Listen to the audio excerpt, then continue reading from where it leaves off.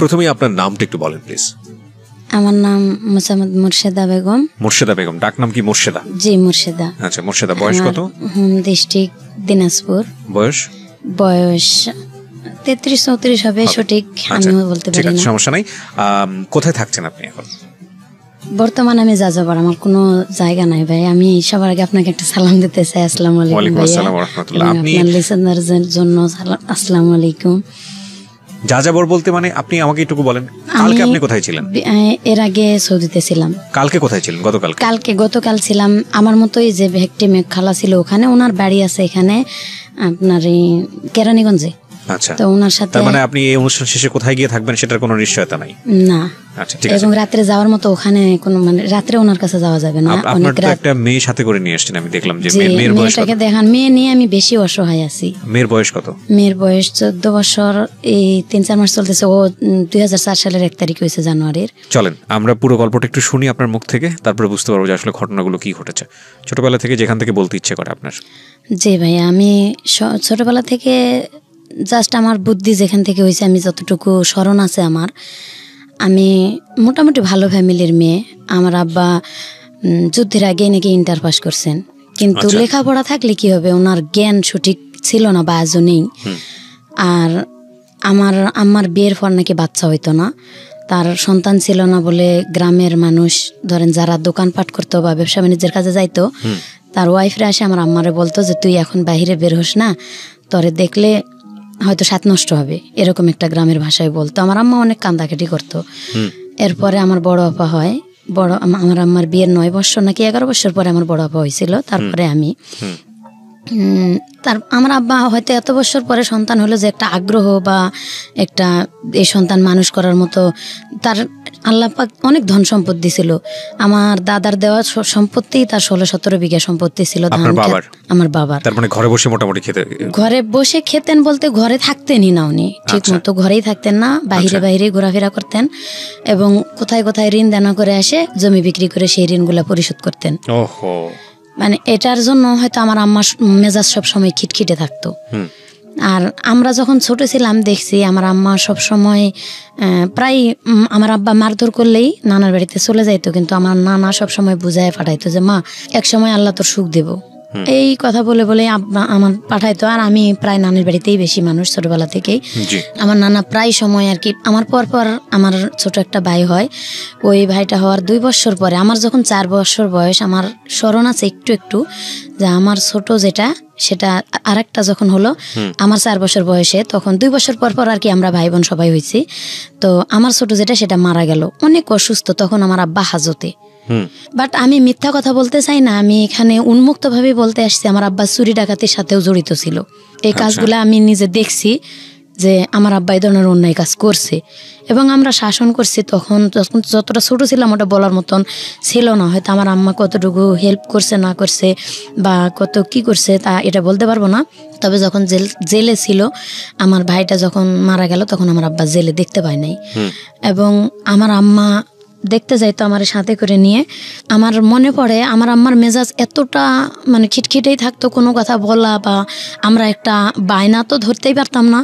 সব সময় মানে মায়ের সাথে কৃষি কাজ করতে হতো বা মা বাড়িতে থাকলে আমরা 2 বোন, বিশেষ করে আমার বড় বোন আমি মাঠে ঘাটে কাজ করা লাগতো সব সময়, কাজের লোক ছেলেদের সাথে সব সময় কাজের লোক আমাদের বাড়িতে থাকতো। এই 3 মাস বা 5 মাসের বা 1 বছরের এরকম 3টা-4টা করে কাজের লোক আমাদের বাড়িতে থাকতো।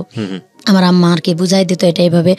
ছোটবেলা থেকেই একবারে সংসারটা মনে করেন যে একটা ছেলে যেরকম বোঝা নেই, ঠিক আমার বড় আপার বিয়ে হয়ে গেছিল 13 বছর বয়স থেকে, কিন্তু আমি 11 বছর বয়সে আমি একা হয়ে গেছিলাম। আমার ছোট ভাই যেটা মারা গেল এরপরে আমি সংসার চালানো, মনে করেন মাঠে ঘাটে ধান ক্ষেত, এমন বেশ বালতিতে করে পানি নিয়ে যে খেতে দেওয়া লাগে আমাদের ভিটামাটিতে, যে মরিচের গাছ অথবা বেগুনের গাছ লাগাইতো, এটাই আম্মু বলতো স্কুল থেকে আসে একটু রেস্ট হয়তো বা খেলাধুলা করতাম। তখন তো ছোটবেলা ছিল, বুদ্ধি ছিল না তেমন, খেলাধুলায় বেশি একটা মন ছিল। আম্মা এটা দেখতে পারতো না, লাঠি দিয়ে পিটায় সব সময় নিয়ে আসতো, আর সব সময় মারধর। মানে ওই সময়টা একটা মেজাজ থাকে অন্যরকম, ওই সময়ের মেজাজটা যেরকম গড়বো সেরকমই কিন্তু আমরা মানুষগুলো হতে পারতাম। হয়তো বা আব্বা হেল্প করতে পারে নাই, আমার ব্রেনও সেরকম ছিল না যতটা আমরা চালাইতে পারি। এরপরে তো মার ব্যাপারটা আমরা সবসময় মারধরের উপর থাকতাম আর কি, সবসময় খিটখিটে মেজাজ থাকতো। আম্মা গরু ছাগল চড়াইতাম, গরুর দুধ বিক্রি করতাম, এভাবে ছোট ভাই বোনদেরকে আর কি মানুষ করছে। বিশেষ করে বোঝাটা আমার উপর চাপ পড়ছিল আমার বোনের বিয়ের পরে। আস্তে আস্তে সংসারের অবস্থা খারাপ হতে থাকলো। তখন 3 বেলা কাজের লোক তো বাদ, 3 বেলা ভাত খাওয়ার মতন পরিস্থিতি আসলো না। তখন আমার এই 9-10 বছর বয়স, এই সময় আর কি দেখলাম যে ভাত 3 বেলা খাইতে পারি না। আর যদিও আম্মা একটু কষ্ট করে ধান আবাদ করে নেয়, হয়তো সিদ্ধ শুকনা করতে পারে না, ধান নষ্ট হয়ে যায়, এভাবে মানে আমরা 3 বেলা ভাতও খাইতে পারি না। এমন দিন চলে গেছে, এমন দিনের পর দিন আর কি না খাই থাকছি। আবার এমন সময় দেখা গেছে আমার আব্বাস যখন ওই যে অন্যায় পথে ইনকাম করতো, হয়তো সেই সময়টা অনেক ভালো খাওয়াইতেছে, সেটা হয়েছে হালাল রুজি না। আমার এটা স্মরণ আছে, এটা হালাল রুজি না। আমার আব্বা যে সময় খাওয়াইতো এটা হালাল রুজি করে খাওয়াইতো না। যেমন এলাকাতে মেলা হইতো, আমার আব্বা মেলায় কোন এক ওষুধ, গুঁড়া জাতীয় ওষুধ নিয়ে আর কি, এটা মনে করেন তরকারির মধ্যে মিশাই মানুষের খাওয়ায় টাকা পয়সা নিয়ে আসতো। এটা আমি দেখছি নিজের চোখে, কিন্তু তখন এরকম জ্ঞান হয়েছিল না যে বাবাকে বাধা দিই, মানে এটা খারাপ কাজ, এটা বোঝার মতন জ্ঞান তখন ছিল না। তবে যখন জ্ঞান হয়েছে আমার বোঝার মতন, আমার আব্বারে অনেক 10-12 জন লোক আর কি খুঁজতে আসছে। তো ওনারা এসে জিজ্ঞাসা করলো আমাদের বাড়িতে, আমার আম্মার সামনেই জিজ্ঞাসা করছে যে মহসিন কোথায় গেছে। তখন আমার আম্মা যখন মিথ্যা বললো, আমার আম্মা জানে যে আমার আব্বা তাস খেলতে বসছে এখানে গ্রামের এক বাড়িতে, কিন্তু আমার আম্মা মিথ্যা বললো। কথাটা কেমন জানি আমার মাথার মধ্যে নাড়া দিয়েছে, মিথ্যা কেন বললো, অবশ্যই এখানে কারণ আছে, কোনো কিন্তু আছে। তখন আমি দৌড় দিয়া, লোকগুলা বের হয় যখন বাড়ি থেকে চলে যাচ্ছিল, আমি মাঠে যাই, মানে মাঠে না, বাড়ির থেকে আর কি একটু দূরে, বাড়ির সামনে যায় পুকুর আছে আমাদের, পুকুরের কাছে যায়, বলতেছে আঙ্কেল আমার আব্বা তো বাহে কোথায় আছে। আমার আম্মা জানে ঠিক বলে নাই, আমি বলবো কোথায় আছে, আসেন দেখাই দিছি, অমুক বাড়িতে আছে। যখন ওই বাড়িতে যায় দেখাই দিল, তখন আমার আব্বাকে ওইখানে যায় সোজা কলারটা ধরে কয়েকটা ঘুষি দিছে আমার সামনে, বলছে যে কালকা রাত্রে যে জিনিসগুলা নিয়ে এসো, জিনিসগুলা কোথায় দেও। তখন আমার আব্বা মানে কথা তর্কাতর্কি করতে আমার আব্বারে গ্রামের মানুষ আরো 2-4 জন মুরব্বী নিয়ে অনেক মারধর করছে। ও এমন মারছে যে 5 ডলা পর্যন্ত দিছে আমার চোখের সামনে, রাস্তার মাথায়, আমার চোখের সামনে আমি দেখছি। তখনও আমার আব্বার শরম হয়নি যে এই কাজগুলা করলে লজ্জাজনক বিষয়। আমার আব্বা তো সম্পদ হয়ে গেছে, আমি সন্তানদেরকে মানুষের মতো মানুষ করি বা লেখাপড়া করাই। মাঝে মাঝে আমাদেরকে নিয়ে বসতো, হয়তো প্রাইভেট দেওয়ার মতো ক্ষমতা হয়নি, মাঝে মাঝে শিখাইতো পড়া, কিন্তু আমার আব্বা সবসময় এই অন্যায় কাজগুলা করছে। আমি বড় হওয়া পর্যন্ত দেখছি, আমার সন্তান হওয়া পর্যন্ত আমার আব্বা এই অন্যায় কাজগুলা করছে। তো ফ্যামিলি থেকে যখন একটা মেয়ে নির্যাতিত হয়, তখন কিন্তু সে নিজের একটা পথ খুঁজতে থাকে যে নির্যাতিত ফ্যামিলি থেকে সরে আমি কোথায় যাইতে পারি। আমার আব্বা যখন এই যে এই কাজগুলা যখন করে অন্যায় দেখলাম, যখন বোঝার মতো বয়স হয়েছে, তখন থেকে বলতে শুরু করছি যে আব্বা এটা করা ঠিক না, উল্টা আমাদেরকে মারধর করে। প্লাস দেখছি মাঝে মাঝে আমার আম্মা কিন্তু হেল্প করে মোটামুটি, যদি হেল্প না করতো মানে এত দূর আগাইতে পারতো না আমার আব্বা। মোটামুটি কিছু কাজে হেল্প করছে আমার আম্মা, হয়তো টাকা পয়সা পাইলে একটু খুশি থাকছে, আবার যখন না থাকছে তখন অনেক কান্দাঘাটি করছে।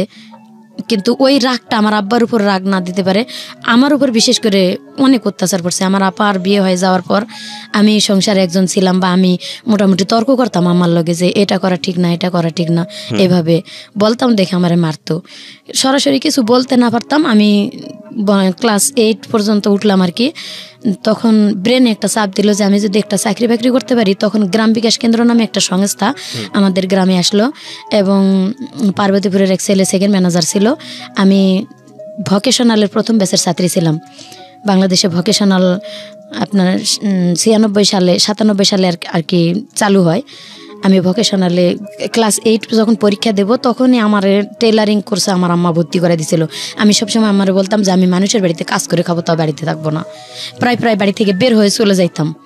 যাই আমাদের ওখানে বিরামপুর একটা শহর আছে, শহরে আর কি মানুষের বাড়িতে আমি এমনি হোটেলে যাই, বসে বলতাম যে আমার যদি কেউ কাজ করে নেন আমি কাজ করে খাবো। এভাবে 3 দিন 4 দিন 5 দিনও মানুষের বাড়িতে কাজও করছি, মরিচ বাটা থেকে শুরু করে যা লাগে মশলা বাটা, এভাবে কাজ করেও খাইছি।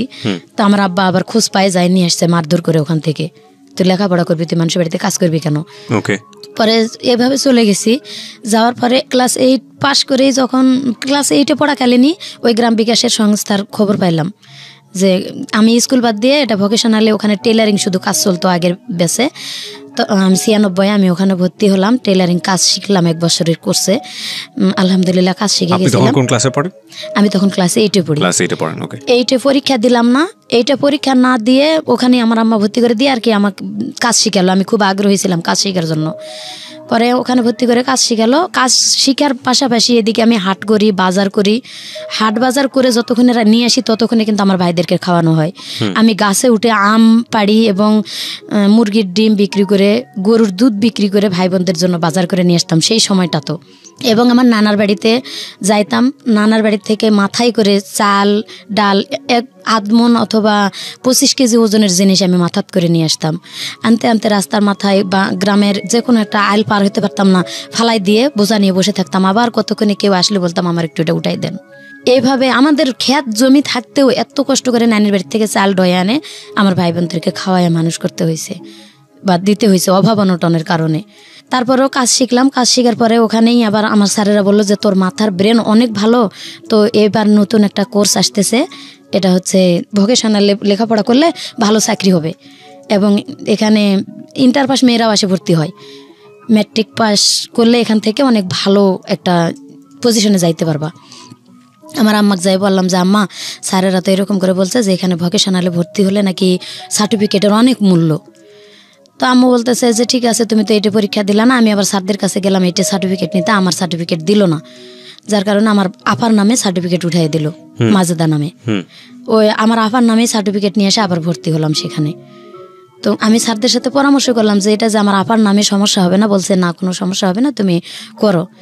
তো ওখানে লেখাপড়া করতে থাকলাম। লেখাপড়া করতে করতে আমাদের গ্রামে একটা সংস্থা নিয়ে আসলাম, গ্রাম বিকাশ কেন্দ্র। ওই গ্রাম বিকাশ কেন্দ্রের যিনি সেকেন্ড অফিসার ছিল উনি আবার জীবন বিমাতে যায় চাকরি নিল। তা আমি গ্রামে একটা সমিতি বানালাম, 5 টাকা করে সবাই সঞ্চয় দিত 7 দিনে, এবং যারা 3 মাস সঞ্চয় চালাবে ঠিক মতো তাদেরকে একটা করে ঋণ দেওয়া হবে আর কি এনজিও থেকে, তাদের গ্রামের উন্নয়নের জন্য। তো এটা ভর্তি হয়ে অনেকে টাকা উঠাইলো আর আমি উঠাইলাম না। আমি মানে লেখাপড়া এদিকে চালাচ্ছি, 7 দিন পর পর সঞ্চয় আমার নামে একটা জমা দিচ্ছি। এভাবে দিতে দিতে উনি বললো কি যে তুমি মোটামুটি মাথার ব্রেন আছে, তুমি কি চাকরি করবা? আমি জীবন বিমাতে জয়েন করতেছি বিকাশ থেকে বের হয়ে। ওকে। তো আমি বললাম যে ঠিক আছে, চাকরি যদি করতে পারি আলহামদুলিল্লাহ, আমি চাকরি করতে চাই, কিছু একটা করতে চাই এই ফ্যামিলিটার থেকে বের হয়ে। তখন বললো কি যে তোমাকে ইন্টারভিউ দিতে যেতে হবে জীবন বীমা ভবন রংপুরে। তো আমি মানে আমার আম্মাকে না বলেই চলে গেছিলাম, বললে তো যাইতে দিবে না আমি জানি। মানে আমার ব্রেনে কাজ করতেছিল যে আমি একটা চাকরি হলেই আসে সুসংবাদ দেবো যে আমার চাকরি হয়েছে। তো আমি ইন্টারভিউ দিতে চলে গেছিলাম এবং যার সাথে চলে গেছিলাম উনি হয়তো বা আমাকে লাইক করতো। আমার কাছে বলছিল যে ও লেখাপড়া যত করতে চাইছি আপনারা করান, আমি লেখাপড়া করাবো বা আমি হয়তো একসময় বিয়ে শাদী করবো। এটা আমাকে বলে নাই, আমার আম্মারে বলতেছিল হয়তো। তো আমারে বলছে তুমি যদি চাকরি করো আমি তোমার একটা চাকরি দেবো সেখানে, এবং ওখান থেকে তুমি রংপুর টেকনিক্যাল কলেজে লেখাপড়া করতে পারবা এখানে এসএসসি পরীক্ষা দেওয়ার পরে। তো আমি গেলাম ইন্টারভিউ দিতে, ওনার খালাতো বোনের বাসায় আমার রাখে ইন্টারভিউ দেওয়ালো, পরীক্ষা দেওয়ালো। পরীক্ষা দিয়ে আমি ওখান থেকে মানে পাস হয়েছি, রেজাল্ট ভালো দিছে যে এখান থেকে তুমি চাকরি করতে পারবা, তোমার মাঠকর্মী হিসেবে তোমার চাকরি দেওয়া হবে। স্যালারি হয়তো প্রথম অবস্থায় 3000 আসবে, তুমি যদি ভালো কাস্টমার জোগাড় করতে পারো মানে বেনিফিট বাড়তে থাকবে তোমার। এভাবে ওখান থেকে চলে আসলাম। 3 দিন পরে বাড়িতে আসলাম। আমি বাড়িতে আমার আম্মা ঢুকতে দেবে না। কেন ঢুকতে দেবে না? মানে আমি কেন গেলাম না বলে কেন গেলাম, হয়তো খারাপ কিছু করতে চলে গেছি। আচ্ছা আচ্ছা। এমন আপনি ক্লাস 8-এই? আমি ক্লাস 8-এর শেষের দিকে। আচ্ছা। এমন মারছে আমার, অনেক মারছে আমার মা ওই সময়টাতে, এমন মারছে যে আমি উঠতে পারতেছি না বিছানা থেকে। এরকম আমার আব্বা এবং আম্মা দুজনে মিলেই মারছে যে তুই গেলি কেন, আমার আর স্কুল বন্ধ, লেখাপড়া বন্ধ, কিচ্ছু করতেই দিবে না। আমি এত অনুরোধ করে বলতেছি যে না মা আমি চাকরি করব, আমি কিছু একটা করতে চাই, নিজের জন্য নিজের পায়ে দাঁড়াতে চাই। তখন কিন্তু সুযোগও ছিল অল্প লেখাপড়াতে, কিন্তু তারা করতে দেয়নি। ওখান থেকে আমি যখন 15 দিন বসে থাকলাম, স্কুল থেকে আমাদের স্কুলের দপ্তরিকে পাঠানো হলো যে কেন স্কুলে আসতেছে না ভালো ছাত্রী। আর ওখানে মাত্র 33 জন ছাত্রছাত্রী ছিলাম, 20 জন মেয়ে এবং 13 জন ছেলে, এটা বাছাই করা। ওখানে পরীক্ষা দিয়ে নিতে হয়েছে। পরে স্যারেরা যখন লোক পাঠালো তখন বললো যে হ্যাঁ লেখাপড়া করতে পারবে, এখানে শর্ত আছে, ও কোথাও যাইতে পারবে না, কিচ্ছু না। তখন স্যারেরা আমার বললো যে না, ও তো ভালো মেয়ে, অনেক ছোট্ট মেয়ে, আমার মতো ছোট কেউ ছিল না ওখানে, অনেক ইন্টার পাসের মেয়েরা ছিল এবং বিবাহিত মহিলারা ভর্তি হয়েছিল ওখানে, ম্যাট্রিক পাস করার পর আবার কিছু 8 পাস করার পর ভর্তি হয়েছিল। পরে সবাই স্যারেরা বললো না, ও অনেক ভালো মেয়ে, ও হয়তো বুঝতে পারে নাই এটা কেন গেছে, কিসের জন্য গেছে চাকরি নিতে, এটা আমরা শুনবো। পরে আবার রানিং হলো ক্লাস, আমি ক্লাস করা শুরু করে দিলাম। এখানে ক্লাস করতে করতে করতে করতে আবার মানে আমার ফ্যামিলি থেকে সবসময় চাপ আসতেছে, ফ্যামিলি থেকেই লেখাপড়া করা এবং বালতিতে করে বা কলসিতে করে পানি নিয়ে মরিচের খেতে দেওয়া, এভাবে লেখাপড়া করে খুলে উঠতে পারি না। আবার আমার আব্বা অনেক মারধর করে, আমার আম্মারে অনেক মারধর করে সবসময়, হয়তো ওই জমি বিক্রি করে টাকা নষ্ট করে, এগুলা নিয়ে আমার আব্বার সাথে আমার আম্মার সবসময়টা লেগেই আছে ফ্যামিলিতে। সবসময় যদি প্রত্যেকটা দিন খেট খেট খেট খেট অশান্তি, আমার আম্মারে সবসময় আব্বা মারতেছে বা আমার আব্বা তাস খেলতে যাইতেছে, আমার আব্বা মানে কথাই শুনতেছে না, ফ্যামিলিতে কোনো কাজ কাম করতেছে না, এভাবে আম্মার সাথে লেগেই আছে। মন মেজাজ সবসময় ভালো থাকতো না ভাইয়া। তখন বলতাম যে যদি আল্লাহ নিজে একটা কোনো কিছু করতে পারতাম, তাও তো মানে এখান থেকে একটু সরে যাইতে পারতাম, পারতেছি না। নিজের বাপ যেহেতু কিছু বলতে যে কেন এরসব করতেছো, বা আম্মার সাথেও বলতে পারি না, আমার আম্মা অসুস্থ হয়ে থাকে দেখতে পারি, সারা রাত আম্মার সেবা করতে করতে কাটে যায়। সকালবেলা উঠে রান্না করে রাখে স্কুলে যাই, গরু ছাগল বাঁধে রেখে স্কুলে যাই, স্কুল থেকে আসে আবার সেই গরু ছাগল মাঠ থেকে এনে পানি খাওয়ায়। আবার আম্মা দেখা গেছে অসুস্থই আছে, আবার এই আকন্দের পাতা, এই পাতাটি নিয়ে এসে বালু নিয়ে এসে গরম করে আবার আম্মার সেক দিতে হয়, মলম দিয়ে ডলা দিতে হয়, আবার মারের কারণে আবার মানে প্রায় নিত্যদিন এটি। গরু ছাগল নিয়ে এসে সেই গরু ছাগল বাঁধতে হয়, উঠাইতে হয়।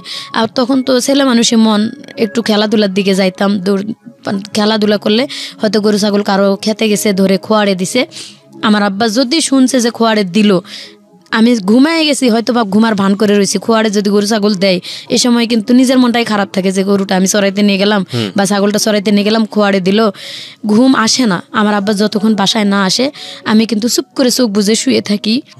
আমার আব্বা ঘুমের তালে আসে বাতা দিয়ে ইচ্ছা মতো বাড়ি শুরু করে দেয় যে গরু ছাগল ছাড়ে দে, কই গেছিলা, কেন নিয়ে গেল খোয়াড়ে। আব্বার পাও ধরে, আব্বা আর মায়েরও না, আব্বা এভাবে মার দিও না, আমরাই তো সব সময় দেখি সংসার, তুমি আর কতটা গুরুত্ব দেও। খুবই দুঃখজনক। এভাবে আরো বেশি মারধর করে। আমাদের ঘর ছিল না থাকার, একটা ঘর, বাবা মা থাকে বুঝে নিত। তখনও তো সেরকম বয়স হয়েছিল না, একটু বোঝার মতন বয়স হয়েছিল আর কি, ক্লাস 8 শেষের দিকে, তো 8, 9 এরকম টাইমটা একটু বোঝার মতো বয়স হয়েছিল আর কি। থাকার মতন জায়গা ছিল না, আমার আব্বা ঘর করতেও না, ছোটবেলা থেকেই এক ঘরেই থাকতাম। আবার আমার দাদি ছিল, দাদি কোনোদিন আমাদেরকে নিত না এক ঘরে, বলতো যে প্রসাব করব, যার কারণে আমার দাদি যখন মারা যায় আমরা তখন ছোটই ছিলাম, ওই পরের থেকে দাদি মারা যাওয়ার পরে ওই একটা ঘরই আমাদের ঘর যেটা ছিল, এটা অরিজিনাল ঘরটা পড়ে গেল। এমনও দিন আছে ভাত খেয়ে ঘরটা ঝাড় দিয়ে হয়তো ভাতের আটাটা একটু দেয়ালের দিকে ঠেলে দিয়ে থুয়ে দিত আম্মা, ওইখানে বিছনা করে ঘুমাই থাকতাম। মাথায় তেল তুল দিলে পিঁপড়া আসে, কান মাথা মানে পুরা মাথা একবারে পিঁপড়া যেমন ঘর বাঁধে এরকম ঘর বাঁধার মতো, ঘুমে তেলে উঠে সিলাসিলি করতাম, কান মাথা ডলাডলি করতাম।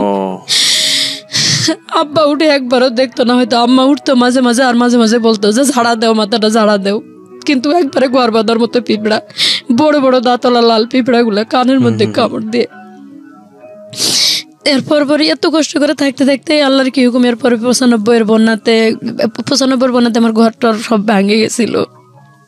তখন আমি স্কুল থেকে আসে বালি প্লেটে করে পুকুর থেকে পানি উঠাতাম, এই কাদা উঠাতাম ডুব দিয়ে দিয়ে, উঠে এই কাদাটি 5 দিন 7 দিন শুকায় আবার ওই কাদা মাথায় করে ডয়ে নিয়ে এসে আম্মারে কইছি, আম্মা তুমি বাদ দাও, আমি মাটি উঠে দিয়ে এভাবে ঘর করবো, আমরা ঘর না হলে থাকতে পারবো না। তালপাতার বেড়া করে থাকে, পরে ওই ঘর দিয়ে আমরা নিজেরাই ঘর তৈরি করলাম, আম্মা আর আমি। বিশেষ করে আম্মা আর আমি পরিশ্রম করে ঘর 2টা তৈরি করলাম, মাটির ঘর।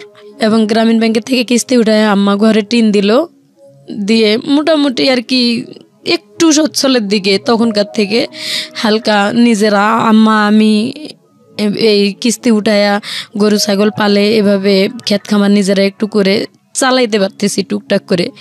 ঠিক এরকম অবস্থায় আমার স্মরণ আছে যে আমি যখন ক্লাস 9-এর প্রথম দিকে, তখন মানে গ্রামের টিভি ছিল, সাদা কালো টিভি, আমার এক মামার বাড়িতে গ্রামে, হয়তো আর এক ভাইয়ের বাড়িতে। তো রাত্রে সবাই যাইতো, আমরাও মাঝে মাঝে লেখাপড়া শেষ করে আবার টিভিও দেখতে যাইতাম। তো একদিন রাত্রে আমি টিভি দেখতে গেছি আমার মামার বাড়িতে, আমার অনেক খারাপ লাগতেছে। আম্মারে বলতেছি, আম্মা আমার জানি শরীরটা অনেক খারাপ লাগতেছে, তো তোমরা নাটক শেষ করে আসো। তখন ছোট ছোট ডেউ নাটক হইতো। বলছে যে তোমরা পরে আসো একটু, আমি আগে যাই। তো নাটক শেষ হয় নাই, আমি চলে আসছি। আমি আসলে আম্মা পিছে পিছে, আমার আম্মা ওরা চলে আসছে। আর আমি যে চলে আসছি, আমার মামাতো ভাই কোন ফাঁক দিয়ে চলে আসছে ঘরে আমি জানি না। আমি সোজা আমাদের বাড়িতে ঢুকে আগে আমার মানে কারেন্টের সুইচ অফ না করে ঘরের দরজাটা শুধু খুলে দিছি, তালাটা খুলে বাইরের দরজা খুলে রেখে আসছে। আম্মা তো পিছে আসবেই 10 মিনিট পরে। আমি বাইরের দরজা খুলে রেখে চলে আসে, তালাটা খুলে আমি কলপাড়ে গেছি যে প্রসাব করে হাত মুখ ধুয়ে আসি, ধুয়ে ঘুমাবো। আমি কলপাড়ে গেছি, কলপাড় থেকে ঘরে আসে ঢুকা মাত্র আমার মামাতো ভাই আমার জড়ায়ে ধরছে। যখন ও আমারে জড়ায়ে ধরছে, আমি চিনতে পারি নাই কি, আমি চিৎকার যে জোরে দেবো এরকম পারি না, তার কারণ এটা গ্রাম, মান সম্মান যাবে। আমি বলতেছি যে কে তুই, সর, আমার কাছ থেকে সরে যা।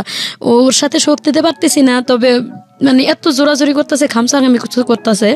আমি ওরা ধাক্কা দিয়ে চৌকির উপরে, আমাদের ঘরে চৌকি ছিল, চৌকিতে ফালাই দিতেছি, ও আবার উল্টা আমার ধাক্কা ফালাই দিতেছে। এভাবে কুস্তা কুস্তি অনেকক্ষণ আমি প্লিজ হাত পাও ধরতেছি, অনুরোধ করতেছি, ভাই তুই কে, তুই সর। পরে ওর কণ্ঠটা বুঝতে পারছি আমি যে ও আমার মামাতো ভাই। তো আমি ওরা বলতেছি, তুই আমার এখানে কেন আসছিস ভাই, তুই সর। ভাই যখন শুনে না, তখন অনেক খারাপ ভাষা, গ্রামের খারাপ ভাষা তো জানেনি কি কি খারাপ ভাষা করে বলতে হয়, একবার এইভাবে বলতেছি, এরপরও শুনে না। তার মধ্যে আল্লাহর হুকুম আমার আব্বা আম্মা চলে আসছে। আমি ঘাইমা ভাই, একবারে জ্বর জ্বর করে আমার শরীর দিয়ে ঘাম পড়তেছে। আমার আব্বা আম্মা আসে বাড়িতে ঢুকছে, ঢুকার পরে ওর সাথে সাথে চোখের নিচে ঢুকে গেছে। ও যখন চোখের নিচে ঢুকে গেছে, আমার আম্মা আসে সোজা ঘরে ঢুকছে, আমার আব্বা আসে বাহিরে খিল লাগাই দিয়ে টিবল পড়ে গেছে। তো আমার আব্বা যখন টিবল পড়ে গেছে, তখন ওই আমার আম্মা ঘরের দরজার পাশে দাঁড়িয়ে আছে, আর আমি কাঁপতেছি। আমার যে আম্মা ডাকতেছে ঘরে, বাতি দেশ নিকা, বাতি দেশ নিকা। আমি ভাই আমার কণ্ঠ বের হইতেছে না যে আমি কথা বলবো, এরকম মানে এতটা আতঙ্ক হয়ে গেছি। এবং ভয় তো এক আছে, আবার ওর সাথে অনেকক্ষণ ধরে যুদ্ধ করতেছি, প্রায় 15-20 মিনিটের বেশি। আমার আম্মা সুইচ যখনই সুইচটা দিছে, আর ওই দরজা একবারে মানে দরজা সোজা চৌকির নিচ দিয়ে এই মাথাতে ঢুকে এই মাথাতে বার হয়ে দৌড় দিছে। ও যখন বাহিরে দৌড় দিছে, আমার আব্বা প্রসাব করা বাদ দিয়ে মনে হয় কে কে করে দৌড়াতে দৌড়াতে ও চলেই গেছে।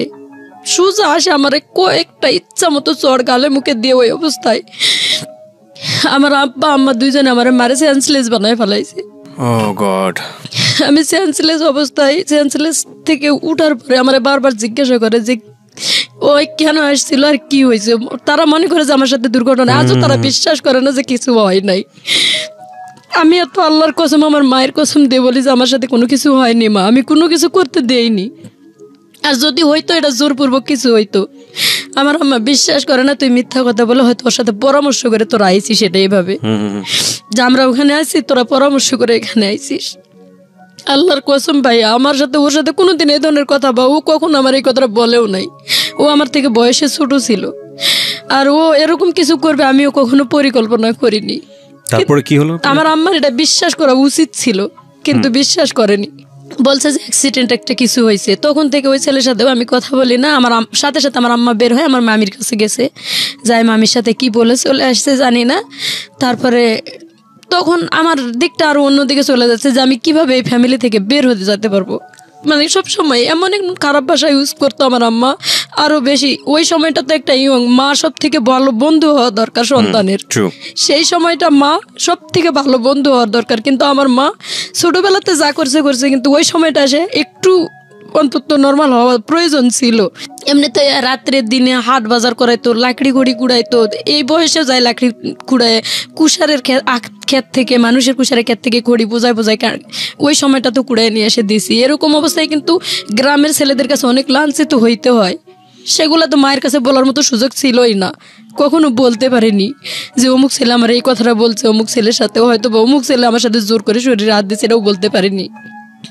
মা যদি সব থেকে ভালো বন্ধু হয়, মায়ের কাছে কিন্তু এই কথাগুলো বলা যায়। তারপরের থেকে আমি ওখান থেকে মনে করেন যে এতটা রং হয়ে গেলাম বাবা মার চোখে যে মনে হয় আমরা দুজনই কোনো বুদ্ধি করে এটা করছি। আমার আম্মারে খাইতে নিতে আমি যখন মানে মুডটা ভালো থাকতো, ইয়ার কি ফাজলামো করতে, হাসতো, আমি আম্মারে বলতাম যে আম্মা আসলে আমার সাথে কোনো কিছু হয়নি। ওই কথাটা বললে আমার আম্মা জানি কালো হয়ে যাইতো, তার মুখটা অন্ধকার করে ফেলতো। আমার আপা, বড় আপা আমার জুতা দিয়ে পিটাইতো প্রায় সময় ওই কথাটা উঠাইলে, যে তো আমি চাইতেছি তাদের কাছে সলিড হতে যে আমি আসলে কিছু করিনি। যখন না পারছি তখন মানে আমি আমার ক্লাসমেট ছিল স্বামী একটার নাম, বান্ধবীর সাথে মোটামুটি শেয়ার করতাম যে ফ্যামিলি থেকে মেয়েরা যদি লাঞ্ছিত হয় তারা কোথায় যায় দাঁড়ায় বল। ও যখন বলতো ওর বাবা মা এটা দেয় সেটা দেয় বা তাদেরকে এত সাপোর্ট করে, তখন নিজের মনটা যেন ভরে উঠতো শুনে যে ওর বাবা দিনমজুরি কাজ করে এবং সুন্দর একটা বাড়ির উঠান, বলতেছে আমরা এত পর্দার ভিতরে থাকি যে আমাদের বাড়ির উঠানের বাইরে যেটা খোলা থাকে এই খোলাটা পর্যন্ত মাটির প্রাচীর দিয়ে ঘেরানো, আমার আব্বা নিজে পরিশ্রম করে এটা করছে। তো তখন নিজেকে মানে কেমন জানি অনেক ছোট মনে হইতো যে এত আমার দাদা এত সম্পদ রেখে গেছে এবং আমার আব্বাকে যতটুকু সাধ্য লেখাপড়াও করাইছে, আমার দাদা মারা যাওয়ার পরও লেখাপড়া করছে, তো তাতে লাভটা কি হলো? আর ওরা রাজমিস্ত্রি কাজ করে বা কাঠমিস্ত্রি কাজ করে এত সুন্দর করে এই মেয়েগুলোকে মানুষ করছে। আমার আম্মার সাথে করে নিয়ে তাদের বাসায় নিয়েও গেছি ঢাকা, তারা বিরামপুরে রুম ভাড়া নিয়ে থাকতো। মাঝে মাঝে আমি মাঝে মানে মন চাইতো না বাড়ি যাইতাম, আজকে বাড়িতে গেলে না জানি কি দুর্দশা আছে। প্রায় স্বামীর সাথেই থাকতাম, স্বামীদের বাসায় ঘুমাইতাম বা ওখানেই খাওয়া দাওয়া করে স্কুল করতাম। আচ্ছা, তো এভাবে করতে করতে একদিন জানি না সেরকম বয়সে হয়তো অনেক ছেলেরাই চয়েস করছে, ছেলেরা অনেক ডিস্টার্ব করতো। আমি এটা আমার কাছে যাই বলতাম যে আম্মা আজকে এই ছেলেটা অমুক কথা বলছে, অমুক ছেলেটা অমুক কথা বলছে। মাঝে মাঝে আমি ছেলেদের উপর রাগ করতাম বা জুতা দিয়ে পিটাম, ওই ধরনের কথা বলতাম। তো ছেলেরা চটে গিয়ে আবার আমাদের বাড়ির গ্রামের লোকের কাছেও বলতো এটা কার মেয়ে এত সাহস। মোটামুটি সাহস ছিল ভাইয়া ছোটবেলা থেকেই আমার। তো আমার আম্মা বলতো যে তুই মেয়ে মানুষ হয় ছেলেদের সাথে এরকম করে কথা বলিস কেন? তো আমি কি করব, তারা রং কথা বলে আমার পিছে পিছে, আমি কি আর কোনো মেয়ে পাই না, খালি তোর সাথে এরকম করে সবাই। যদি কোনো কথাই শেয়ার করতে যাইতাম ওই আগের অতীতটা আমার টেনে আনতো, মানে ঘুরে ফিরে ওই একটা জায়গায় ওই জায়গাটা এসে দাঁড়াইতো, যে কোনো কথার দিক দিয়ে আর কি ওটাই ঘুরে ফিরে। তো ওই যে বললাম যে ক্লাস 10-এ যখন আমার বিবাহিত মহিলারা মিলে একসাথে লেখাপড়া করতে থাকলাম, তো একদিন স্কুলে গেছি, আমার আম্মা বলতেছে আমার শরীরটা প্রচুর ব্যথা করতেছে, পারলে একটু হসপিটাল থেকে সরকারি ট্যাবলেট আর কি আনে দেওয়ার জন্য। ওষুধ কেনার মতন টাকা তখন ছিল না। আচ্ছা, বলতেছে যে পারলে হসপিটাল থেকে আমার একটু ওষুধ এনে দিস। তা আমি বললাম যে ঠিক আছে আমি যাব। গেছি স্কুলে, এমন বৃষ্টি আসছে, অনেক বৃষ্টি। আর আমি সকালবেলা বাসাতে বের হয়েছি, পরেতেই হালকা হালকা বৃষ্টি হইতেছিল। আর আমি যখন বাসাতে বের হয়েছি তখন পাশের গ্রামে আমাদের বাড়ি পার হয়ে মানে নদী পার হয়ে যাওয়া লাগে স্কুলে। তো আমি যখন নৌকা পার হয়ে গেছি তখন একটা ছেলে, ওই আমি আমার হাতেও ছাতা আছে এবং ওই গ্রামের ছেলেটা, আমি এখন নাম বলতেছি, ছেলেটার নাম আলম ছিল, কিন্তু তখন আমি জানতাম না।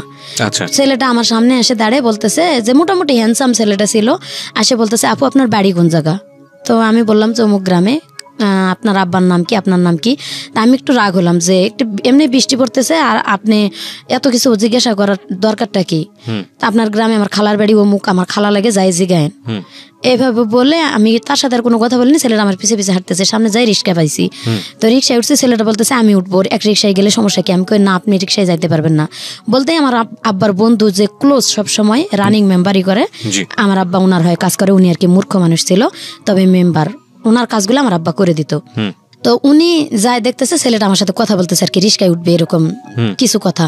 তো আমি ওই ছেলেটারে ডাইরেক্ট বলে দিলাম যে না আপনি কেন রিক্সায় উঠবেন? তো চাচা আসছে, আমি বলছি চাচা আপনি উঠবেন নাকি, আসেন। আমার আব্বা যেহেতু বন্ধু আর সবসময় আমাদের বাড়িতে উঠা বসে, আমি ওনার মেয়ের মতো। বললাম চাচা আসেন, উঠেন, বসেন। তো চাচা এসে উঠলো আমার রিক্সায়, বসে চাচার সাথে আমি গেলাম স্কুলে। স্কুলে যাই, সেদিন ক্লাস হলো না। তখন মানে সিনেমা হলে ছবি লাগাইছে আসামি বধূ। তো সব মহিলারা, বিবাহিত মহিলারা কি, যে টিচার ছিল টেইলারিং টিচার, উনি সবার সাথে ফাজলামো করতেছে, আজকে তো ক্লাস হবে না, তো তোমরা সবাই এক কাজ করো, মানে উনি জানি আমাদের সাথে বলতেছে তোমরা সবাই মিলে আসামি বধূ ছবি দেখে আসো, সিনেমা দেখতে যাও। তো যারা যারা বাড়ির পাশে বাড়ি ছিল, হিন্দু বৌদি যারা ছিল বা মুসলমানও ছিল, বলতেছে ঠিক আছে এটা তো একসাথে হলে ভালোই হয়, হালকা হালকা বৃষ্টিও আছে। তা আমারে পিচ্ছি বলে ডাকতো সবাই, বলতেছে পিচ্ছি তুই কি যাবি? তো কেমন জানি মনটা আনন্দ হয়ে উঠলো, ঠিক আছে সবার সাথে গেলে মনে হয় একটু ভালোই হয়। মনটা আরো বাড়ি থেকে মন খারাপ করে আসছি অনেক, সকালবেলায়ও হয়তো আব্বা আম্মা একটু রাগারাগি দেখে আসছি, মন খারাপ। আমি চলে গেছি তাদের সাথে, আমি কই আমার কাছে তো টাকা নাই বৌদি। বৌদি বলতেছে যে আমি তোর দাদার কাছে বলে টাকা নিয়ে এসেছি, বাড়ির পাশে আর কি তার দোকান ছিল, এক পাইলট স্কুলের সামনে তার হাজবেন্ডের দোকান এবং তার বাড়ির সাথেই। ওনার শাশুড়িকে বলে ওনার বাচ্চাকে রাখে, বললো যে আমার এখান থেকে সবাই যখন যাচ্ছে আমরা সবাই মিলে যাবো একসাথে। উনি আমার টাকা দিল, নিয়ে গেল সিনেমা হলে, উনি টিকিট কেটে দিচ্ছে, টাকাও দেয় নেই, ওনাদের রিক্সায় করে নিয়ে গেছে। সিনেমা দেখছি আমরা। ওই সিনেমা দেখতে নাকি আমার যে আছে আমার সাথে রিক্সায় আসছে, উনি দেখছে। তো উনি আমার আব্বাকে ডাকে বলছে কি যে তোর মেয়ে অমুক গ্রামের অমুক ছেলের সাথে সিনেমা দেখতে আসছে। আচ্ছা, এখানে মানে একবারে সব জিনিসগুলো পরে প্রমাণ করে দিছে, কিন্তু আমার আব্বা না শুনে না জানে সোজা বাড়িতে গেছে, যায় দেখে আমিও স্কুল থেকে যাই ভাত খাইতে বসছি। আমার আম্মা আমার জন্য বসে আসছিল, ভাত খায় নাই। আমিও, আম্মা বলতেছে স্কুল থেকে আসতে আজকে এত দেরি হলো কেন। রাইট। আমি কথাটা মুখ দিয়ে বলবো যে সিনেমা হলে গেছি, এই কথাটা বলার মতো সুযোগ পাইনি। আমার আব্বা বাড়িতে এসে ঢুকছে এবং উল্টা আমার আম্মা আবার প্রশ্ন করতেছে তোরে যে ওষুধ আনতে বলছিলাম তুই কি ওষুধ আনছিলি? তো আমার আব্বা একটা খারাপ ভাষা ইউজ করে ডাইরেক্ট মানে ফিড়া, যে ফিড়াতে আমরা বসে ভাত খাই, আমার আম্মা এক ফিড়াতে বসে, আমি এক ফিড়াতে বসছি, আর এক ফিড়া তুলে আমার ঠাস করে মাথার উপরে বাড়ি দিছে। তো মাথাটা আমি হালাইছি, পরে এখানে বাড়ি, এখনো দাগ আছে এখানে কাটার, মানে ফাটে গেছে জায়গাটা। আমি তো সেন্সলেস হয়েছি কিনা ওই মুহূর্তে বলতে পারি না, তারপরে কি হয়েছে তা বলতে পারি না। আমার আম্মা নাকি আমার উপরে পড়ছে, আমার আম্মারেও অনেক মারধর করছে। আশেপাশে বাড়ির মানুষ জমা হয়েছে, কেন মারধর করছে, ডাইরেক্ট এই খারাপ ভাষা ইউজ করছে আমার আব্বা, যে এরকম অমুক ছেলের সাথে সিনেমা দেখতে গেছে। এভাবে যদি বাবাই বলে তাহলে কি একটা মেয়ের বিয়ে দিতে গেলে কিন্তু অনেক কষ্ট হয়ে যায়। আমার বড়াম্মারা বলতেছে যে আমরা তো বাড়ির পাশে থাকি, আমরা তো দেখি না একটা, আমি আমার আম্মার এত সংসারে হেল্প করার পরে যদি বড়াম্মারা বলে যে মা আমাদের একটু রুটি বানায় দিয়ে যা, অথবা রান্না করে দিয়ে যা, তরকারি কাটে দিয়ে যা, ঘর লেপে দিয়ে যা, আমি কিন্তু তাও করি। এর জন্য সবাই আমারে ভালোবাসে যে ও বাড়ির কাম করে করে আমাদেরও কাজ করে দেয়। তাদের মেয়েরা আর কি এতটা কাজ করে না, তাদেরকে বলে দেখ ও নিজের বাড়ির কাজ করে লক্ষ্মী মেয়ের মতো, আমরা বললেও কোনোদিন না করে না। তো তারা আসে এই কথাগুলো বলে যে ওর তো কোনো সময় আমরা এরকম দেখি না, উশৃঙ্খল। তো ও এই ধরনের কাজ করছে, সেটা তুমি বাপ তুমি গোপনে এসে বলতে পারতা আস্তে আস্তে যে এটা করা ঠিক না, তুমি এভাবে মারধর করলা কেন? এরপরে আমি লজ্জায় গলায় ফাঁস নিতে গেছি, ভোরবেলার দিকে জ্ঞান ফিরছে আর কি। আমি জ্ঞান ফিরে দেখি আমি শুয়ে আছি একা, আমি ওড়না পেছে আর কি গলায় ফাঁস নিতে গেছি। যে এভাবে ছোটবেলাতে তো অত্যাচারে মানুষ হইতেছি, আবার এখন উপযুক্ত হয়েছি, যদি ফ্যামিলিতে অত্যাচারিত হয় এভাবে কোন ভালো ঘরে বিয়ে হবে? আমাদের তো ভালো ঘরে বিয়ে হওয়ার কোনো সম্ভাবনাই নাই। যার কারণে আমি গলায় ফাঁস নিয়ে মরতে গেছি। আমার আব্বাই দেখছে, আবার কেমনে ঘুমিতেছে এতন পাইছে। আমি আর এক ঘরে থাকি, ঘরে মাঝখানতে দরজা, তো ওই দরজার মানে দরজা লাগানো ছিল না, দুইটা ঘর করছিলাম আম্মা আমি মিলে, কিন্তু দরজা ছিল না, টাকা পয়সা অভাবে বানাইতে পারি নাই। তো ওই পাশের ঘরে আমি ছিলাম, আমার আব্বা দেখে আবার দৌড় দিয়ে ঘরে যায়, উন্নাটা খসে আবারও মারছে আমার। তখন অনেক মারলো, মারার পর আবার স্কুল লেখাপড়া বন্ধ। তো যখন 7 দিন স্কুলে না গেছি, এদিকে তো মানে 3 দিন পরে ওই ছেলের নাকি আব্বা দেখা পাইছে, ওই ছেলের বাড়ি যে অমুক গ্রামে। আমাদের পাশের বাড়ির এক ছেলেই ওই ছেলের দেখা পায়, পরের দিনেই বলছে যে কিরে তুই নাকি মুর্শেদারে নিয়ে সিনেমা দেখতে গেছিস, তোর জন্য দেখ মেয়েটার মারে কি অবস্থা। কয় মুর্শেদাকে আমি তো চিনিও না। তখন ওইভাবে যখন বলছে আমি চিনি না, কয় তুই চিনিস না, অথচ তার এভাবে মারলো, তুই কি সিনেমা সত্যি সিনেমা দেখতে যাস নাই? কয় না আমি সিনেমা দেখতে যাই নাই। তো 3 দিনের দিন ছেলেটা নিজেই আব্বার সাথে দেখা হয়, আব্বারে বলে বলতেছে যে চাচা আপনি বলে আমার জন্য আপনার মেয়ের তো দুর্নাম হবে, আমারও দুর্নাম হবে এলাকাত। আপনি কি যাচাই করছিলেন যে কোথায় গেছিল আপনার মেয়ে, কেন গেছিল, কার সাথে গেছিল? আমার আব্বা বলে কথা বলে না, বলতেছে যে কোনো ঘটনা না, আপনার মেয়ে নদী পার হয়। আমার আমি জিজ্ঞাসা করছি আপনার নাম কি, আপু নাম কি, বাবার নাম কি? তো আপনার মেয়ে আমার নামই বলেনি, আমি জানবো কেমন আপনার মেয়ের নাম মুর্শেদা। তখন আব্বা বাড়িতে এসে ভাত খাইতে বসে কাঁদতেছে আর কি, লজ্জায় নিজের মাথাটা উঁচু করে দেখাইতে পারতেছি না মেয়ের সামনে। আমি এভাবে মেয়েরে মারলাম, রাইট, এটা নিজের থেকে আর কি অনুতপ্ত হইলো আমার আব্বা। কিন্তু আমি লজ্জায় আমার আব্বার সামনে আসিও নেই। কয়েকদিন মনে হয় না খাইছিলাম, আমি বলতে পারি না কয়েকদিন না খাইছিলাম। না খাই থাকলেও কিন্তু মার কাছে হেল্প করছি, মার সাথে মানে মন ভার অবস্থায় চলতেছি, হেল্প করতেছি। আমার মামা ডাক্তার ছিল, পিছনে ব্যান্ডেজ একটু করে দিয়েছিল, মানে রক্ত বেরিয়েছিল। এইভাবে যে ছেলে আমার সাথে ওই যে করলো না প্রথম, ওই ছেলের বাবাই ডাক্তার, মামা আমার। এভাবে আর কি 7 দিন যখন গেল তখন আবার স্যারেরা খোঁজ নিল যে এই মেয়েটা স্কুল অ্যাবসেন্ট করে না, তা আবার কেন অ্যাবসেন্ট করলো। তখন বাড়িতে আবার দপ্তরে আসলো, আম্মা বললো যে ওর লেখাপড়ার দরকার নেই, আমরা বিয়ে শাদী দিয়ে দেবো, এভাবে হবে না। মানে আমার আব্বার উপর রাগ করে এটা বলতেছে যে কারো কাছে শোনা নাই কিছু নাই, নিজের মেয়ের দুর্নাম বের করে বসে থাকে, এভাবে আর করবো না, থাক। তখন আমি মানে স্কুলে যাবো না, একটা ডিসিশন নিয়েছি স্কুল আর করবোই না। এভাবে 2 দিন 4 দিন পর স্কুল বন্ধ করে দেয়, ইচ্ছা মতো কয় যাও, ওটা হবো না, এভাবে লেখাপড়া আমি করবো না। তো স্কুল থেকে স্যারেরা বললো যে তুমি মেট্রিক পরীক্ষাটা পর্যন্ত অন্তত পড়ো, তোমার ভালো হবে। তো আব্বারেও বুঝাইলো অনেক, আম্মারেও বুঝাইলো। আমি আমার আব্বার সাথে তখন রাগ করে প্রায় অনেকদিন কথা বলিনি। স্কুলে যাওয়া শুরু করলাম, আবার স্কুলে যাইতেছি, ক্লাস 9-এ পরীক্ষা দিলাম, মানে এসএসসি পরীক্ষার মতোই গার্ড দিয়ে আমাদের পরীক্ষা হলো 9-এ। আবার 10-এ উঠলাম। 9-এ আমার 12টা সাবজেক্ট নিয়ে লেটার নিয়ে পাশ করলাম মোটামুটি, মানে ভালো পজিশনে। স্যারেরা বললো যে ও অনেক কিছু করতে পারবে, যেহেতু এখনো বয়স অনেক কম আছে।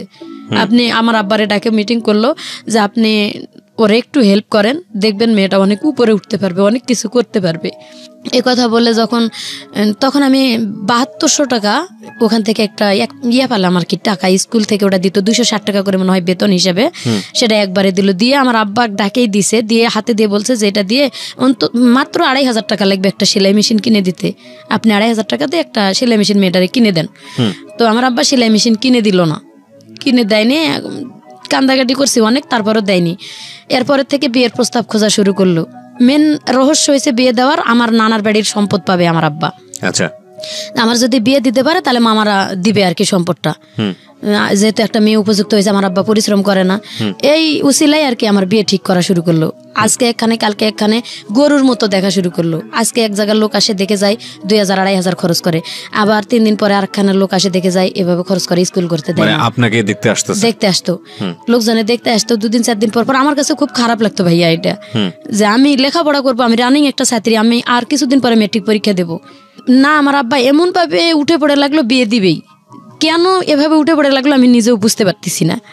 আমি বারবার আম্মার কাছে বলতেছি যে মা আমি বিয়ে করবো না, অন্তত তুমি মেট্রিকটা আমার পাস করাও তোমরা।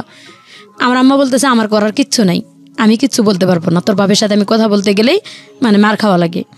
তো যাই হোক আমার বিয়ে ঠিক করলো, এক জায়গায় বিয়ে ঠিক হলো, সম্পূর্ণ লেনদেন সব কিছু ঠিক। বিয়ের 3 তারিখ ঠিক, সোমবারের দিন বিয়ে হবে।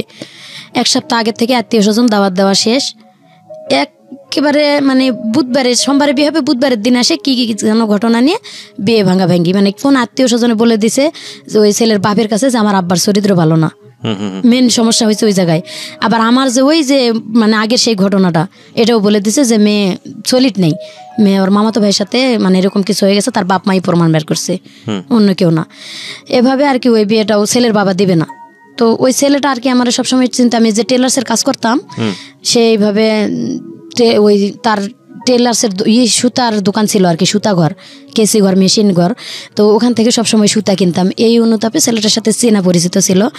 আমারে যখন দেখতে আসছে ঘটকের মাধ্যমে আসে, সুধা মানে টেবিল বসাইছে, টেবিলের মাঝখানে ওর বড় ভাই এবং আপন দুলাভাই এবং ছেলেটা। যখন আমার মাথার ঘোমটাটা খুলে তখন ছেলেটা শুধু বলে উঠছে যে মোর্শেদা তুমি তো, আমি তো তোমাকে ভালো করেই চিনি। এইখানে আমার ফুপা আবার একটা পেঁচ বাজালো যে অবশ্যই ছেলের সাথে কোনো ঘটনা আছে মেয়েটার, নাহলে ছেলেটা এইভাবে বলবে কেন।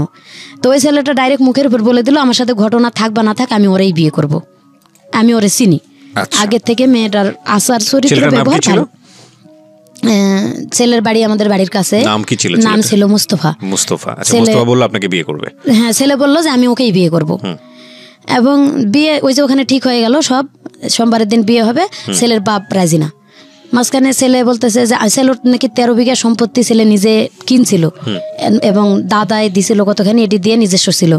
যখন বিয়ে ভাঙে যাওয়ার মানে ধরছে, তখন ছেলে বলছে আমার আব্বারে আসে যে আমার আব্বা বিয়ে দেখ বা না দেখ, এটা আমি শুনছি আর কি, কথা আমি জানি না, মানে বাজারে আসে ছেলে বলতেছে আমার আব্বা বিয়ে দিক না দেখ, আমার 13 বিঘা সম্পত্তি আছে, দরকার হলে 2 বিঘা সম্পত্তি বিক্রি করে আমি টাউনে বাড়ি করব, আপনার মেয়ে নিয়ে খাবো, আপনি বিয়ে দিতে সমস্যা কোথায়? মুস্তফা বলতেছে। আর আমার আব্বা বলতেছে যে তোমার আব্বা যেখানে রাজি না সেখানে আমি আমার মেয়ে বিয়ে দিব না। আবার কি নিয়ে বিয়েটা ভাঙলো, কয় কানের জিনিস দিতে হবে। ছেলের বাবা বলতেছে একজোড়া সাগরিকা দিতে হবে। সব বিয়ে ঠিক হওয়ার পরে আব্বা বলতেছে যে আগে যা লেনদেন ভাঙ্গাচুরা হয়েছে আমি সেলাই মেশিন দেবো এবং যৌতুক কত কি জানি না এসব নিয়ে কয়েছে আমি কানের জিনিস এভাবে দেবো না। ছেলে করছে কি রাত্রের বেলা আমার আব্বার কাছে 3,000 টাকা, তখনকার দিনে কিন্তু 6,000 টাকা ভরি ছিল স্বর্ণ। তো আমার আব্বার হাতে রাত্রের বেলা অনেক রাত্রে যে ঘটকের বাসায় ঘুমে আসছিল আমার আব্বা, বিয়ে ভাঙ্গির গন্ডগোলের পরও ছেলে 3,000 টাকা নিয়ে এসে গোপনে আমার আব্বার হাতে দিয়ে বলতেছে যে আমি ওরে বিয়ে করব, আপনি এটা দিয়ে কালকে কানের জিনিস বানাই দিবেন, বলবেন আমি দিছি। আমার আব্বা বলছে এটা 2 দিন পরে প্রকাশ হলে আমার মেয়ের সাথে তুলনা দিবে তোমার আব্বা, এভাবে হবে না। এভাবে আর কি তাদের ভিতর কাটাকাটি হয়ে গেছে, বিয়ে আর ওখানে হলো না। সোমবারের দিন বিয়েটা ভেঙে গেল। বিশেষ করে আমার আব্বা গুরুত্ব দিলে কিন্তু বিয়েটা হইতো। ওই ছেলে বলছে যে আমি করব, আমার আব্বা দিক বা না দিক, আমি আমার আত্মীয় স্বজন নিয়ে এসে বিয়ে করব এবং আমি 2 বিঘা জমি বিক্রি করে হলো বাড়ি করব টাউনে, আমার নিজস্ব জমি আছে।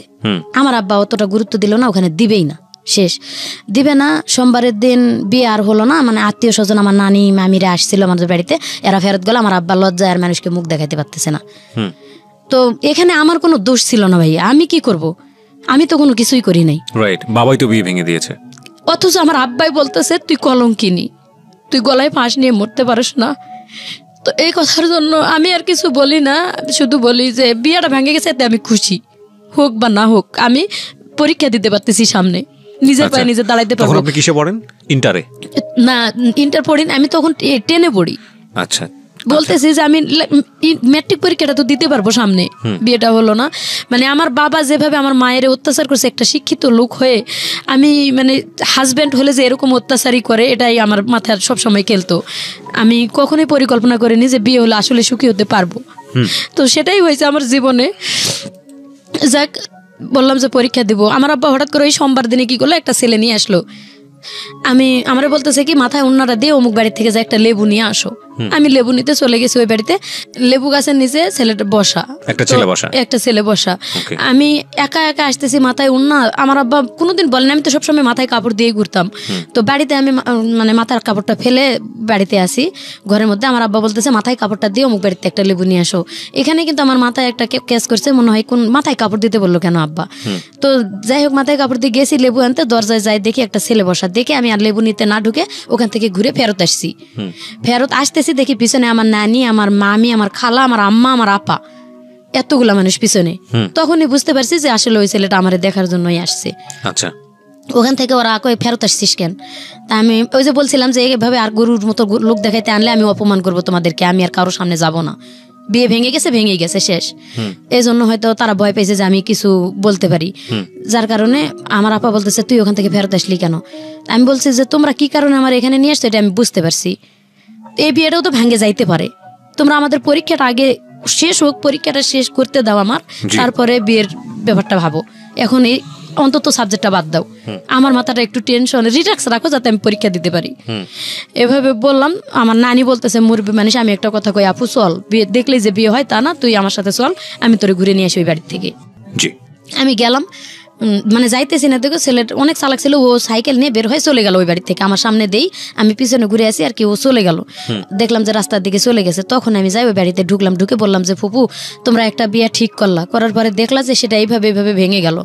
আমার পরীক্ষাটা দিতে দাও, আমি একটা যদি জব কোনো জায়গায় পাই বা নিজে একটা কিছু নিজের পায়ে করে দাঁড়াইতে পারি, তখন বিয়ে শাদীর ব্যাপারটা দেখা যাবে। কয় ঠিক আছে, তুই যেটা করবি সেটাই হবো। উল্টে ওই ছেলে আবার ঘুরে আসে বাড়ি ঢুকলো, ঢুকে আমার ওই এক নজর দেখলো, দেখে চলে গেল। যাই নাকি ওর দুলা ভাইয়ের কাছে বলছে যে আমি যে মেয়েরে দেখে আসলাম, যদি তুমি আজকের মধ্যে আমার বিয়ে না দাও তাহলে আমি রেল লাইনের মধ্যে মাথা ঢুকাই দেবো। তো ওর দুলা ভাই সেই দিনে ওই কথা মতোই আমাকে দেখতে আসলো আর কি। দেখতে আসে বলতেছে যে তোমার কি কোনো জায়গায় পছন্দ আছে? আমাদের গ্রামেরই লোক, ওটা সম্পর্কে নাকি চাচা লাগতো, আমি আগের থেকে চিনতাম না, সেই দিন প্রথম দেখলাম। তো বলতেছে যে আমি ওনার ভাই, অমুকের ভাই লাগি, আমার বাড়ি এই গ্রামেই, আমি বিয়ে করে ওখানেই থাকি, মানে যে ছেলে তোমার দেখতে আসছিল তার বড় বোনকে আমি বিয়ে করছি এবং তার বাবা মা সবাই মারা গেছে, আমি ওনার গার্জিয়ান বর্তমানে। তো দেখে চলে গেল, ছেলের আপন বড় দুলা ভাই বললো যে আমি সবকিছু আমি যা বলবো তাই, তো তুমি খালি নিজের থেকে বলো যে তুমি অন্য কোনো মেয়ে পছন্দ, কোনো ছেলে পছন্দ করো নাকি। আমি বলছি না, আমি কোনোদিন এরকম পছন্দ করার মতন মানে সময় আমার আসেনি, সুযোগ আসে নাই, কারোর সাথে এরকম কিছু করি নাই। আমার আব্বা আম্মা যেখানে বিয়ে দিবে আমি সেখানেই রাজি আছি। এই কথাতে পরের দিনে বিয়ে আর কি, সোমবারের দিন ছেলে দেখে গেল, মঙ্গলবারের দিন ওর ভগ্নিপতি আসে দেখে গেল, বুধবারের দিন বিয়ে হয়ে গেল। আপনি পরীক্ষা দেওয়ার আগেই বিয়ে হয়ে গেল? হ্যাঁ ভাইয়া, পরীক্ষা দেওয়ার আগে বিয়ে হয়ে গেল। বিয়ে ওখানে আমি গেছি, যাওয়ার পরে বলতেছে যে যারা দেখতে আসছে আর কি, রাত্রে অনেক বৃষ্টি, যেদিন আমার বিয়ে হয়েছে সেদিন অনেক ঝড় বৃষ্টি ছিল, এত ঝড় বৃষ্টি যে একটা মুহূর্তের জন্য সারাদিন বৃষ্টি থামে নাই। ওই অবস্থায় ওনারা টেম্পু নিয়ে চলে আসছিল, আসে বিয়ে করে নিয়ে গেল আমারে। তো সেদিন রাত্রে যায়, সারা রাত ঘুমাই নাই, পরীক্ষার চিন্তাই আমার ভালো লাগে নাই। পরের দিন সকালবেলা নাস্তা করার পর আর কি ওই বৃষ্টির মধ্যেই আশেপাশে দু এক বাড়ির মহিলা দেখতে আসছে আমারে, নতুন বউ। আর বিয়ের মধ্যে ফুফু শাশুড়ি ছিল, আমার ভাসুর যে আপন সে কিন্তু বিয়েতে গেছিল না। তো এখানে আমার আব্বা বলছিল যে আপন যে বড় ভাই একটা আছে সে আসলো না কেন, অবশ্যই রহস্য আছে। তা আসলে রহস্য ছিল দেখেই আসেনি। পরের দিন মানুষ দেখতে আসে আমারে বলতেছে যে আগের বউটাই তো ভালো ছিল। যখন এই কথাটা, মানে আমি তো একটা লেখাপড়া করা মেয়ে, আমার মাথায় একটা কেস করলো যে অবশ্যই এই লোকের আর বিয়ে হয়েছিল। তা আমি আবার, আমার ননাসের মেয়ে ছিল রেশমা, মানে আমার বিয়ে হয়ে যায় থেকে রাত্রের থেকে মোটামুটি ভালো আমার সাথে আসে, সাথে মিশতেছে। আমার বিয়ের 1 মাস আগে তার বিয়ে হয়ে গেছিল। তো ডাকলাম, রেশমা শোনো। বলতেছে কি মামি? আমি বললাম যে মা, আমারে যে কথাটা জিজ্ঞাসা করলো, তো মানে তোমার যে বললো যে আগের বউটাই ভালো ছিল, এই কথাটা রহস্য তুমি আমারে বলো তো মা। এটা জানে তোমার কি লাভ? আর যে মানুষগুলো বললো যে আগের বউ ভালো ছিল, খালি ভালো দেখতে চেহারা ভালো হলেই হবে, মেয়ে কোরআন পড়া, কয়দিন পরে মেট্রিক পরীক্ষা দেবে, মেট্রিক পর্যন্ত লেখাপড়া আছে, এই কথাটা আর কি আমি শুনলাম। আমি আর আমার হাজবেন্ডের সাথে কথা বলিওনি, মানে 15 দিন যাবত বলিনি, তখন থেকে কথা বললামই না আমি। মানে 3 দিনের দিন আমার আব্বা এসে নিয়ে গেল। কথা বললেন না কেন? ওই কথাটা আমার মাথায় কেস করলো যে আগে বিয়ে হয়েছিল।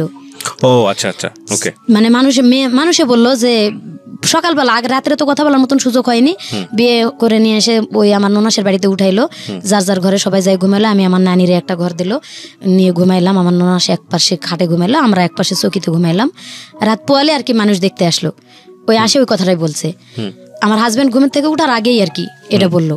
তখনই আমার মাথায় একটা কেমন জানি কেস করলো, আমি আমার হাজবেন্ডের সাথে কথা বললামই না। আমার হাজবেন্ড আমার আলাদা করে ঘরের মধ্যে ডাকলো একবার, তো আমি যাচ্ছি না, পরে আমার নানির সাথে করে নিয়ে গেল, কি লাগবে আমার, মানে কসমেটিক কিছু লাগবে কিনা। আমি কথা বলি নাই, বের হয়ে চলে আসছি। আর 3 দিন পরে আমার বাপের বাড়িতে আসলাম। বাপের বাড়িতে এসে আমি বললাম যে আব্বা, যে ছেলের অবশ্যই বিয়ে হয়েছিল, না হলে কেন এই কথাটা মানুষে বললো। তা আমার আব্বা বলতেছে যে মিথ্যা কথা কয়ে যদি বিয়ে দেয়, গ্রামের একটা ছেলে, আমি সহজ সরল মানে বিশ্বাস করলাম, সে যদি নিয়ে তোমার কোনো জায়গায় ফালায়, আমি এটা দেখতেছি। পরে আমার নন্দু আর কি, উনি সাথে আসছিল আমাদের, তো ওনারে ডাকে আমার আব্বা আলাদা করে জিজ্ঞাসা করছে, দেখ তুই হয়তো গ্রাম সম্পর্কে ভাই হ বা এখন মেয়ের নন্দু হ, যে কোনো একটা আত্মীয় কিন্তু হয়ে গেছে, তো এটা আমার সাথে মিথ্যা কথাটা বললার কোনো কারণ ছিল, কেন এটা করলা? তো ভাইয়া বলতেছে যে ওটা কোনো ব্যাপার না, মেয়ে নিজের থেকে ডিভোর্স করে চলে গেছে। আচ্ছা, তো অবশ্যই কোনো কারণ আছে, তাছাড়া তো মেয়ে ডিভোর্স করে চলে যাবে না।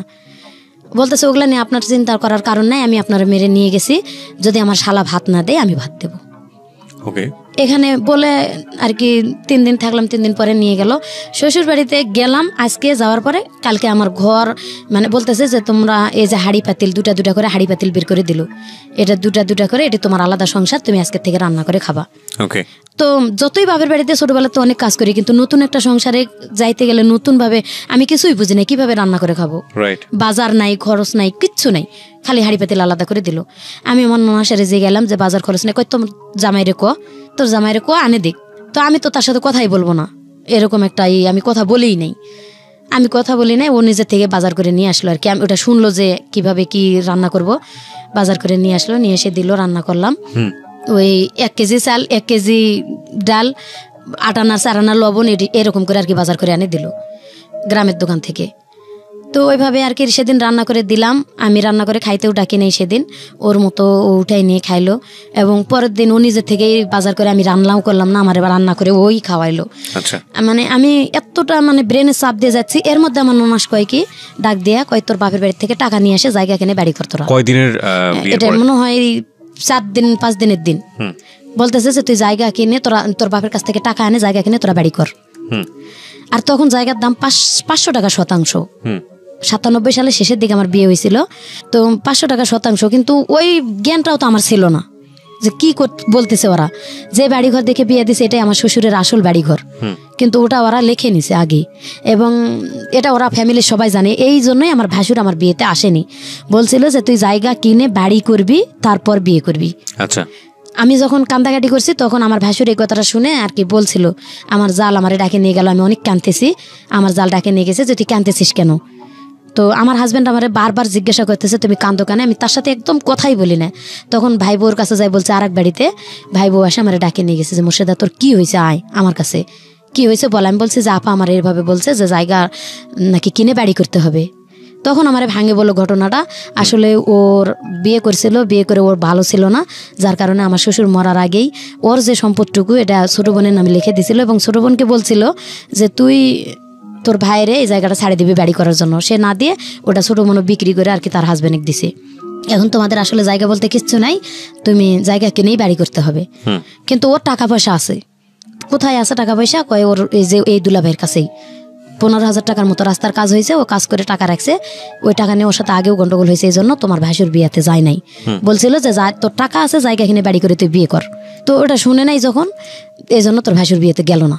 তা আমি আবার মানে বাধ্য হয়ে তখন আমি আমার বাবার বাড়িতে গেলাম। আবার সেদিন আমি আমার ননাসের কাছে বললাম যে আপনার ভাইকে বলেন আমাকে নিয়ে যাই, তুই আসুক, আমি আমার বাবাকে বলে টাকা নিয়ে আসবো। এই কথা আমার মেন রহস্য, আমি যে আমার আব্বার কাছে আবার ঘটনাগুলো খুলে বলবো। আস্তে আস্তে একটা করে সমস্যা বাড়তেছে। প্রথম হিসেবে বিয়ে করছে, দ্বিতীয়ত জায়গা জমি নাই, বাড়ি ঘরই নাই। তা আমার আব্বাকে যাই যখনই বললাম যে আব্বা 15 দিনের জায়গা এটা, গেলাম বাপের বাড়িতে, তো আব্বা বলতেছে যে জায়গা জমি যখন নাই, আমার এখানে অনেক জায়গা আছে, তোমরা এখানে বাড়ি করে থাকবা, যদি ছেলে ভালো হয়, আর যদি দেখি ছেলের কোনো দোষ আছে তা আমি সময় থাকতে তোমার ডিভোর্স করে অন্য জায়গায় বিয়ে দিয়ে দেবো। এটা 15 দিনের মাথায় আব্বা বললো। তা আম্মা বলতেছে যে মেয়ে মানুষের বিয়ে মা একবারই হয়, এটা বলে কোনো লাভ নাই, তুমি একটু কষ্ট করে পারলে করে খাও, দেখো। তো তখন আমি আবার আমার হাজব্যান্ডের সাথে আমার বাপের বাড়িতে এসে কথাও বললাম, বা আমাদের মধ্যে মিলামিশাও হলো। পরে আমি বুঝাইলাম যে জায়গার যখন দাম কম আছে, বাপের বাড়িতে থাকার থেকে আসলে নিজের ওইখানে জায়গা কিনে বাড়ি করা ভালো। তা আমার আব্বা কি দিতে চাইছে, তোমার ভগ্নিপতিরে ডাকো, এখানে কি টাকা দিতে চাই বা কি দেয় আমার আব্বার কাছে। আমি কিন্তু আমার আব্বার সাথে ওই আগের থেকে একটু কথা, যখন আমার খুব মারধর করতো তখন থেকে কথা কম বলতাম, আব্বার সাথে কথা বলিই না বললে চলে। ওই বিয়ের পরে যাই খালি একটা কথাই বললাম যে আব্বা কোন বাড়িতে আমার বিয়ে দিলা, এই কথা মানুষে বলে। আর তারপরেও কথা বলি নাই। এই যে আমার আম্মার সাথে বললাম, আম্মা বলতেছে তোমার টেনশন করা লাগবে না, আমি দেখি এটা। পরে আব্বা আমার আম্মার কাছে বলে দিয়েছে যে আমার জায়গা জমি আছে, ওরা এখানে বাড়ি নিজেরা পরিশ্রম করে ওদের টাকা দিয়ে বাড়ি করুক, আমি জায়গা ছাড়ে দেবো। এই যে আমার জামাইয়ের শুরু হলো এখান থেকে, মানে বাদাম মাপনা, বিয়ের পরের থেকেই কোনো কাজকাম করে না।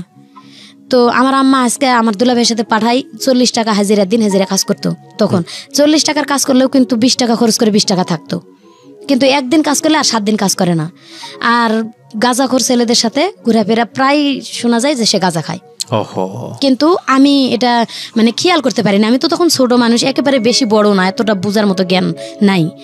তো আমি বলি, মানুষে আসে আমার বলে আপু, বুবু, গ্রামের ভাষা বলে তো বুবু, বুবু দুলাভাইয়ের অমুক জায়গায় দেখে আসছে গাঁজা টানতে। তো আসলে আমি সুন্দর মতন বললেই, মানে মায়ের বাড়িতেই আমার রাত্রে যদি বিছানায় শুয়ে আমি বলতে যাই এই কথাটা, আমার পাও দিয়ে গুড়ি দেয় অথবা লাত্তে খাটের উপর থেকে ফালায় দেয়, মারে। এই কথাটা আমি আব্বা আমারে বলি নাই প্রথম অবস্থায়, আমারে মারে, আমি ওখানেই চেক দিয়ে থাকি, মারে ওখানেই চেক দিয়ে থাকি, এবং ওর পাও দুরা ধরে বলি প্লিজ ভাই তুমি একটু ভালো হও। আবার তোমার একটা ওয়াইফ কিন্তু ভালো, এই যে তুমি যদি ভালো থাকতা তাহলে কিন্তু যাইতো না, এই কারণেই হয়তো গেছে। এইটা বললে আরো বেশি মার, তুই ওটা দেখতে যাস কেন, আমার আগের ওয়াইফ ছিল। এই যে শুরু হয়ে গেল, তার মানে ব্যাগ রিপোর্টটা ওখান থেকে আমি পাইলাম। আর আমার বিয়ের 2 মাস পরে আমার প্রথম বাচ্চা পেটে আসছে। আমি বাপের বাড়িতেই থাকতেছি এভাবে 8-9 মাস আর কি। ও কোনো কাজই করে না। আমার ছোট যে 2 ভাই ছিল, সবার ছোটটা কাজ করতো না, কিন্তু আমার ছোট যেটা, ওটা ব্রাক স্কুলে পড়তো যখন আমার বিয়ে। তো ব্রাক স্কুল থেকে লেখাপড়া করার পরে বিকেলবেলা মাঝে মাঝে দুলাভাইয়ের সাথে যায়, খোয়া টোয়া ভাঙতো। তো ওরে যাইতে কইতো আম্মা, ও ভাঙতো না। আম্মা আলাদা করে দিল যে তোমরা তোমাদের মতন বাজার খরচ যা করে খাইতে পারো তোমরা খাও। ও তো কাজই করে না, আমারে খাওয়াবে কোথার থেকে। এইভাবে দুলাভাই টানে টানে নিয়ে যায়, একদিন কাজ করলে আর 4 দিন করে না, একদিন করলে আর 4 দিন করে না। মানে এমন একটা সিচুয়েশনে আসলো, আমার আব্বা আমার পেটের বাচ্চা নষ্ট করে আমার ডিভোর্স করাবে।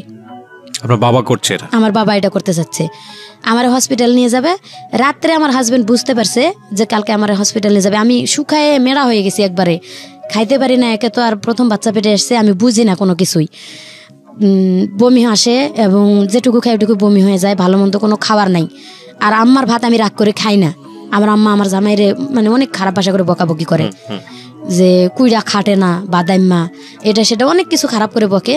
আমার এটা শুনতে খারাপ লাগে, বিয়ে তো তোমরাই দিছো, কেন আগে দেখলা না? আর আমার ভাত রেখে থুয়ে যায় পাতিলে আম্মা, যে এই ভাতটুকু উঠাই নিয়ে তুই খাই থাকবি, ওরে ভাত দিবি না। ও ভাতটুকু পাতিল থেকে উঠায় মা খায়, আমার কয় কি আয় তোরে হাত দিয়ে তুলে খাওয়াই দেই, আমিও খাই। আমি কইতাম তুই বেলজ্জা থেকে এই ভাতটি এভাবে খাইতেছস, তোর সামনে কয়ে গেল যে তোরে ভাত দিতাম না, আমারে খাইতে কয়ে গেল, তুই কোন হিসাবে ওই ভাতটা উঠাইছিস খাইতে? আমি খামো না, তুই কামাই করে না খাওয়াইলে। আমার মায়ের ভাত আমি খামো না, তুই খাস কে? কয় যতক্ষণ আছে ততক্ষণ খামো, যখন থাকবো না তখন খামো না। মানে এমন বেলজ্জা। ওকে। তো এইভাবে চলতে চলতে আমার বাচ্চাটা হয়ে যায়। ওই গ্রামে খালা খালু আছে, এদের বাড়িতে আমি খালার বাড়িতে যাই, 2টা থাল বাসন মাঝে দিয়ে ওখান থেকে খাই আসে চুপ করে থাকি। মামির বাড়িতে 2 থাল বাসন মাঝে দিয়ে ওখান থেকে খাই আসে চুপ করে থাকি। মানে এত একটা পজিশনে আসলো যখন প্রায় 7 মাস বাচ্চা, তখন আর আব্বা শুনবেই না, আমার আব্বা নষ্টই করবে বাচ্চা, আর ও রাখাই যাবে না, ওর জীবনটা নষ্ট হয়ে যাবে। তো হাসপাতালে নিয়ে যাওয়ার জন্য বের হয়েছে, ও কান্দাকাটি শুরু করে দিয়েছে, আমি ভালো হয়ে যাব, ওরে হাসপাতালে নেন না। আগের বউ নাকি 9 মাসের বাচ্চা নষ্ট করেই, একবারে মানে দিন পুরা এটা 9 মাসের বাচ্চা নষ্ট করেই ওরে ডিভোর্স করছে। তো সেই হিসাবে ও জানে, এটা ওর অভিজ্ঞতা আছে, বলতেছে যে 7 মাসের বাচ্চাটা নষ্ট করে তোমারও মায়েরা হলাবে তোমার আব্বা আম্মা, তুমি একটা বুদ্ধি করো, আমরা এখান থেকে চলে যাই। আমি কই না, আমি এখান থেকে তুমি ভালো না হওয়া পর্যন্ত আমি চলে যাব না, আমি বাপের বাড়িতে থাকবো, আমি তো এখানে আর ওর বাড়িতে 2-1টা থাল বাসন ধুয়ে খাইতে পারতেছি। আমার আম্মাও কিন্তু বুঝতে পারে না জিনিসটা, আমি এখানে ওখানে মানুষের বাড়িতে কাজ করে খাইতেছি, বা মামিরা গ্রামবাসীরা আমার এমনি ডাকে খাওয়াই। এরকম করে আমি চুপ করে না খাই থাকার মতো ভান করি।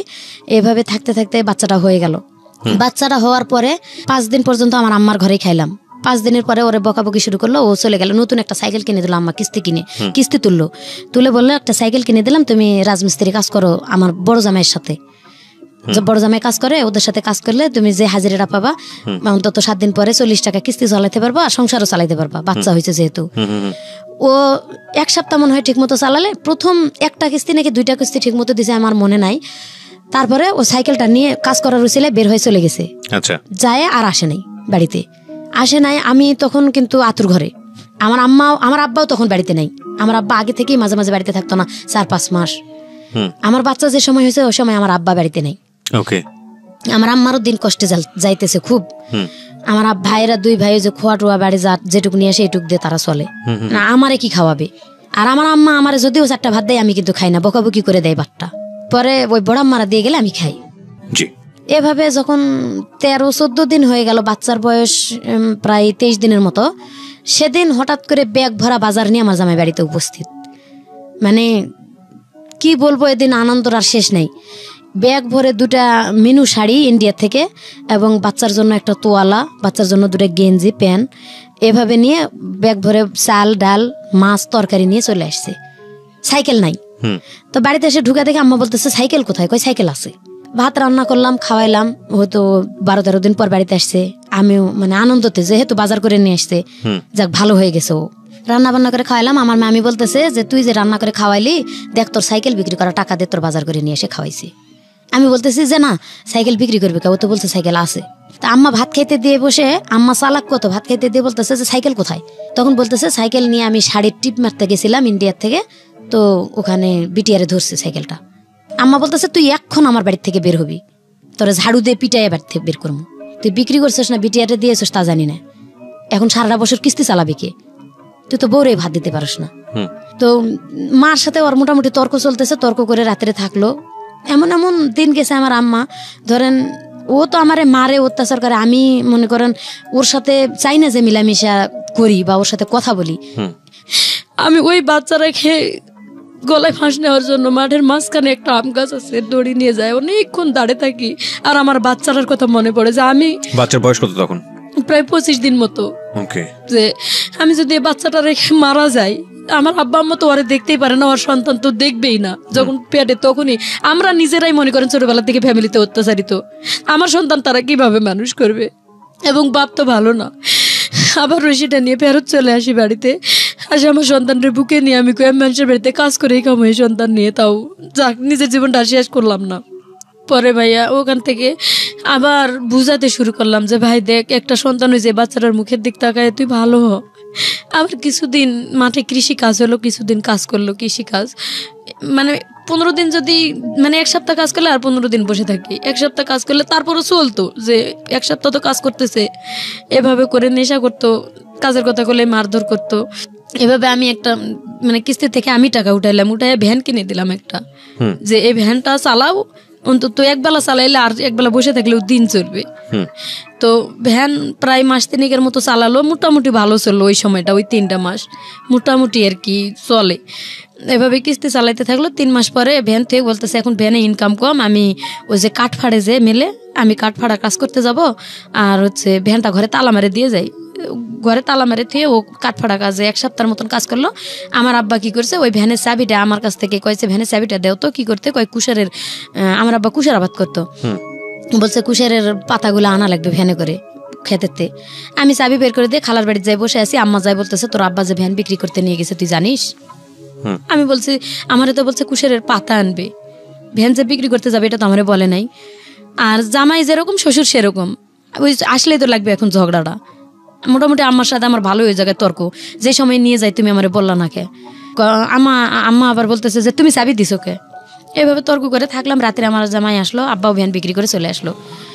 তো আমার জামাইরে ডাকে বলতেছে যে জামাই রাগারাগি করেন না, ভ্যানটা আমি বিক্রি করে আসছি, 2800 টাকা দিয়ে বিক্রি করছি, কুশারের সার দেবো, 15 দিন পর আমার কিস্তি উঠবে একটা, ওখান থেকে টাকা তুলে ভ্যান কিনে দেবো। যাক, ওই 15 দিন ওসুপ করে থাকলো। যেদিন 15 দিন হয়েছে সেই দিন কিস্তি উঠার খবর নাই, ভ্যান কেনারও খবর নাই। এখন রাত্রে যায় বিরাট গন্ডগোল লাগিয়ে দিল বাড়িতে, আজকে আমার ভ্যান কিনে দিতে হবে, যেভাবেই হোক ভ্যান কিনে দিতে হবে। এখন আমি কিস্তি তুলছি, আমার তো টেনশন এদিকে যে ও ঠিক মতো এমনিতেই পরিশ্রম করে না, এদিকে আবার ভ্যান বিক্রি করে দিল আব্বা। ওই 15 দিন পরে এমন গন্ডগোল লাগলো, ঝগড়ার ঠেলায় ঘর থেকে আমার আব্বা হাড়ি পাতিল সহ আমার বার করে দিল। আমার বাড়িতে আর জায়গায় দেবে না। আমি যে আলাদা ঘরে থাকতাম, আমার জিনিসপত্র সব বের করে উঠানের মধ্যে ছুড়ে ফেলে দিছে। মানে আমি যে আমার জামাইয়ের পক্ষে কথা বলছি এটাই যে এই 3 মাস তো অন্তত ভালো, যেটুকুই আমি কষ্ট করে চলছি তো ভ্যানটা আছে, ও কাঠমিস্ত্রির কাজ হবে না, ওখান থেকে চলে আসে, একদিন এটা করবে একদিন ওটা করবে, বাদাম্মা তো বাদাম্মাই, তাও তো করবে। এখন এটা নাই, এই ওসিলে আর কাজই করবে না। এটা বললাম কেন, আমি আমার হাজব্যান্ডের পক্ষে বললাম। আমার আব্বা আমার সাথে মানে একবারে রাগ করে তোর বাড়িতেই জায়গা দেবো না, চলে যা। পরের দিন সকালবেলা আমি আমার ছোটো বাচ্চাটা নিয়ে, তখন প্রায় বাচ্চার বয়স মনে হয় 1.5 বছরের মতন হয়েছিল আর কি। সে সময় আমি হাঁড়ি পাতিলগুলো বের করে দিয়েছি, আমি আমার খোলার মধ্যে নিয়ে বসে আছি হাঁড়ি পাতিলগুলো। তো আমাদের এলাকার ফিজুল চেয়ারম্যান আমার চাচা লাগে, আমার আব্বার বন্ধু আর কি। তো উনি আসছে, উনি অনেক ভালো মানুষ, গ্রামে আসে গরিব মানুষের খোঁজ খবর নিতে। কেন আসছিল গ্রামে জানি না, কে জানি বলছে যে মহাশয় নরমেয়ের বাড়ির থেকে বের করে দিছে। তো আসেও খোলার মধ্যে আমার জিজ্ঞাসা করতেছে যে মা ছাড়া ডাকতো না, আসে বলতেছে যে কিরে মা তুই এগুলা নিয়ে এখানে বসে আছিস কেন? আমি শুধু কান্দেই যাচ্ছি, আমি কোনো কথাই বলি না, আমি কাঁদতেইছি। আমার বড় আম্মা বের হয় বলতেছে যে ভাই মেয়েটা ছোটবেলার থেকে তো শান্তি পেলই না, বিয়ার পরে এমন একটা হাজবেন্ড পাইছে, সেটাও ওই যে এরকম বাদাম্মা, ওই যে এই কাহিনী, ভ্যান বিক্রি করে ওর বাপে নিছে, জামাই গন্ডগোল করছে, এখন মেয়েরে দিছে বাড়িতে বের করে। তা আব্বারে ওই ফিজুল চাচা ডাক দিয়ে বলতেছে যে কিরে ভাই মহাসিন এদিক শুনে যা দেখি কি হয়েছে। আমার আব্বা বের হয়ে আসে বলতেছে যে হ্যাঁ চেয়ারম্যানের কাছে যখন বিচার দিছিস ভালোই কাজ করছিস বেটি, আমারে বলে। অথচ আমি কিন্তু কোনো কথা বলিনি ভাইয়া। বলতেছে বিচার যখন দিছিস তো তোর আজকের থেকে তোর কপাল ভাঙ্গা, যা, টাকা তো আমি দেবই, তো তোরে আমি ত্যায্য করে দেবো, আর না হলে হাজব্যান্ড ছাড়তে হবে। ওই মুহূর্তে মানে সেই দিন চেয়ারম্যান বললো যে টাকা দিবি, ঠিক আছে, আমার বিচার তো মেয়ে দেয় নাই, তুই ভাই কি অন্যায় করছিস না করছিস সেটা তুই নিজেই জানিস না। এই মেয়েটা এত ছোট বাচ্চার মা, তুই কিভাবে বার করে দিলি মেয়েটার ঘর থেকে? জানিস তো তার হাজব্যান্ড ভালো না, মেয়েকে নিজে নিজে বিয়ে করছিল না, তুই দিছিলি? কয় আমি দিছিলাম। এইভাবে যখন মানে চেয়ারম্যান চাচা বলে যাওয়ার সাথে সাথে বললো যে আমি টাকা দিলে ভোট অফিসের মাধ্যমে দেবো, এবং চেয়ারম্যানও বললেন ঠিক আছে ওই আমার মাধ্যমে দিলে আমার মাধ্যমে দেশ কালকে, মানে চেয়ারম্যানের হাতে দেবে বলছে ভোট অফিসের মাধ্যমে দেশ। এটা এক রাতের মধ্যে আমার আব্বার মাথায় কি শয়তানি চাপছে, উনি একটা ডিভোর্স পেপার লিখছে, একটা মানে বাবাকে ত্যায্য করার জন্য লিখছে, হয় যদি আমি হাজব্যান্ড চাই তাহলে বাবাকে ত্যায্য করে দিতে হবে, ওখানে একটা সিগনেচার করতে হবে স্ট্যাম্পে, আর যদি মানে হাজব্যান্ড চাই তাহলে হাজব্যান্ড না চাই তাহলে হাজব্যান্ডকে ডিভোর্স করতে হবে। এটা চেয়ারম্যানের কাছে নিয়ে যায়, শো করছে। চেয়ারম্যান বলছে যে এক রাতের মধ্যে তো ভালো খেলা খেলছো তুমি, ঠিক আছে আমি মেয়ের পাশে আছি, মেয়ে তুমি করো, তোমার বাবার এতে সিগনেচার দিয়ে যাও যে বাবা যদি বাবা পারে তোমার ত্যাগ করতে, তুমি পারবা না কেন? তো অনেকটা মানে ছোটবেলার অনেক ইতিহাসগুলো সেই সময় মনে পড়ছিল, চিন্তা ভাবনা করে স্বাক্ষর দিয়ে গেছি। আর আমি ওইখানে যে এমন চিৎকার বাড়ি কাঁদছি, আমার আপন যেটা ওখানে ছিল বড়াব্বা, আমরা বড়াব্বা ডাকি, বড়াব্বা আমার মেয়েরে কোলে নিয়ে বড়াব্বাও কান্দা শুরু করে দিল। আমিও কাঁদতেছি একদিকে, বড়াব্বা একদিকে কাঁদতেছে। আর চেয়ারম্যান বলতেছে যে হাই হাই রে মহসেন, মানে এত বড় একটা কাজ তুমি করতে পারলা, সামান্য কয়টা টাকা, তাও মেয়ের কাছে ধার করা টাকা তুমি নিছো, ওটা মানে তোমার টাকা তো দিলাই না, তুমি তোমার টাকা, যৌতুক তো দেয় নাই কোনো কিচ্ছু, মানে বিয়ের রাতে যা চুক্তি হয়েছিল ওখানেই মাপ, আমি তো চলেই আসলাম, এই জন্য আর কিছু দেয় নাই। তো যাক আলহামদুলিল্লাহ, আমি বললাম যে এখান থেকে আমি সরলাম। পরে গ্রামে এক বাড়িতে আরেক বাড়ি থেকে আরেক বাড়ি থেকে আরেক বাড়ি থেকে এরকম মানে মানুষের বাড়ি বাড়ি থাকা শুরু করে দিলাম। আচ্ছা, বাপের বাড়ি থেকে বের হয়ে। আচ্ছা, তো হাজবেন্ড তখন কি করছিল? হাজবেন্ড তখন ওই একদিন কাজ করে, ওই একই অবস্থায় রাজমিস্ত্রির কাজ, লেবারি। হাজবেন্ড কি সবাই মানুষের বাড়িতে থাকছিলেন নাকি?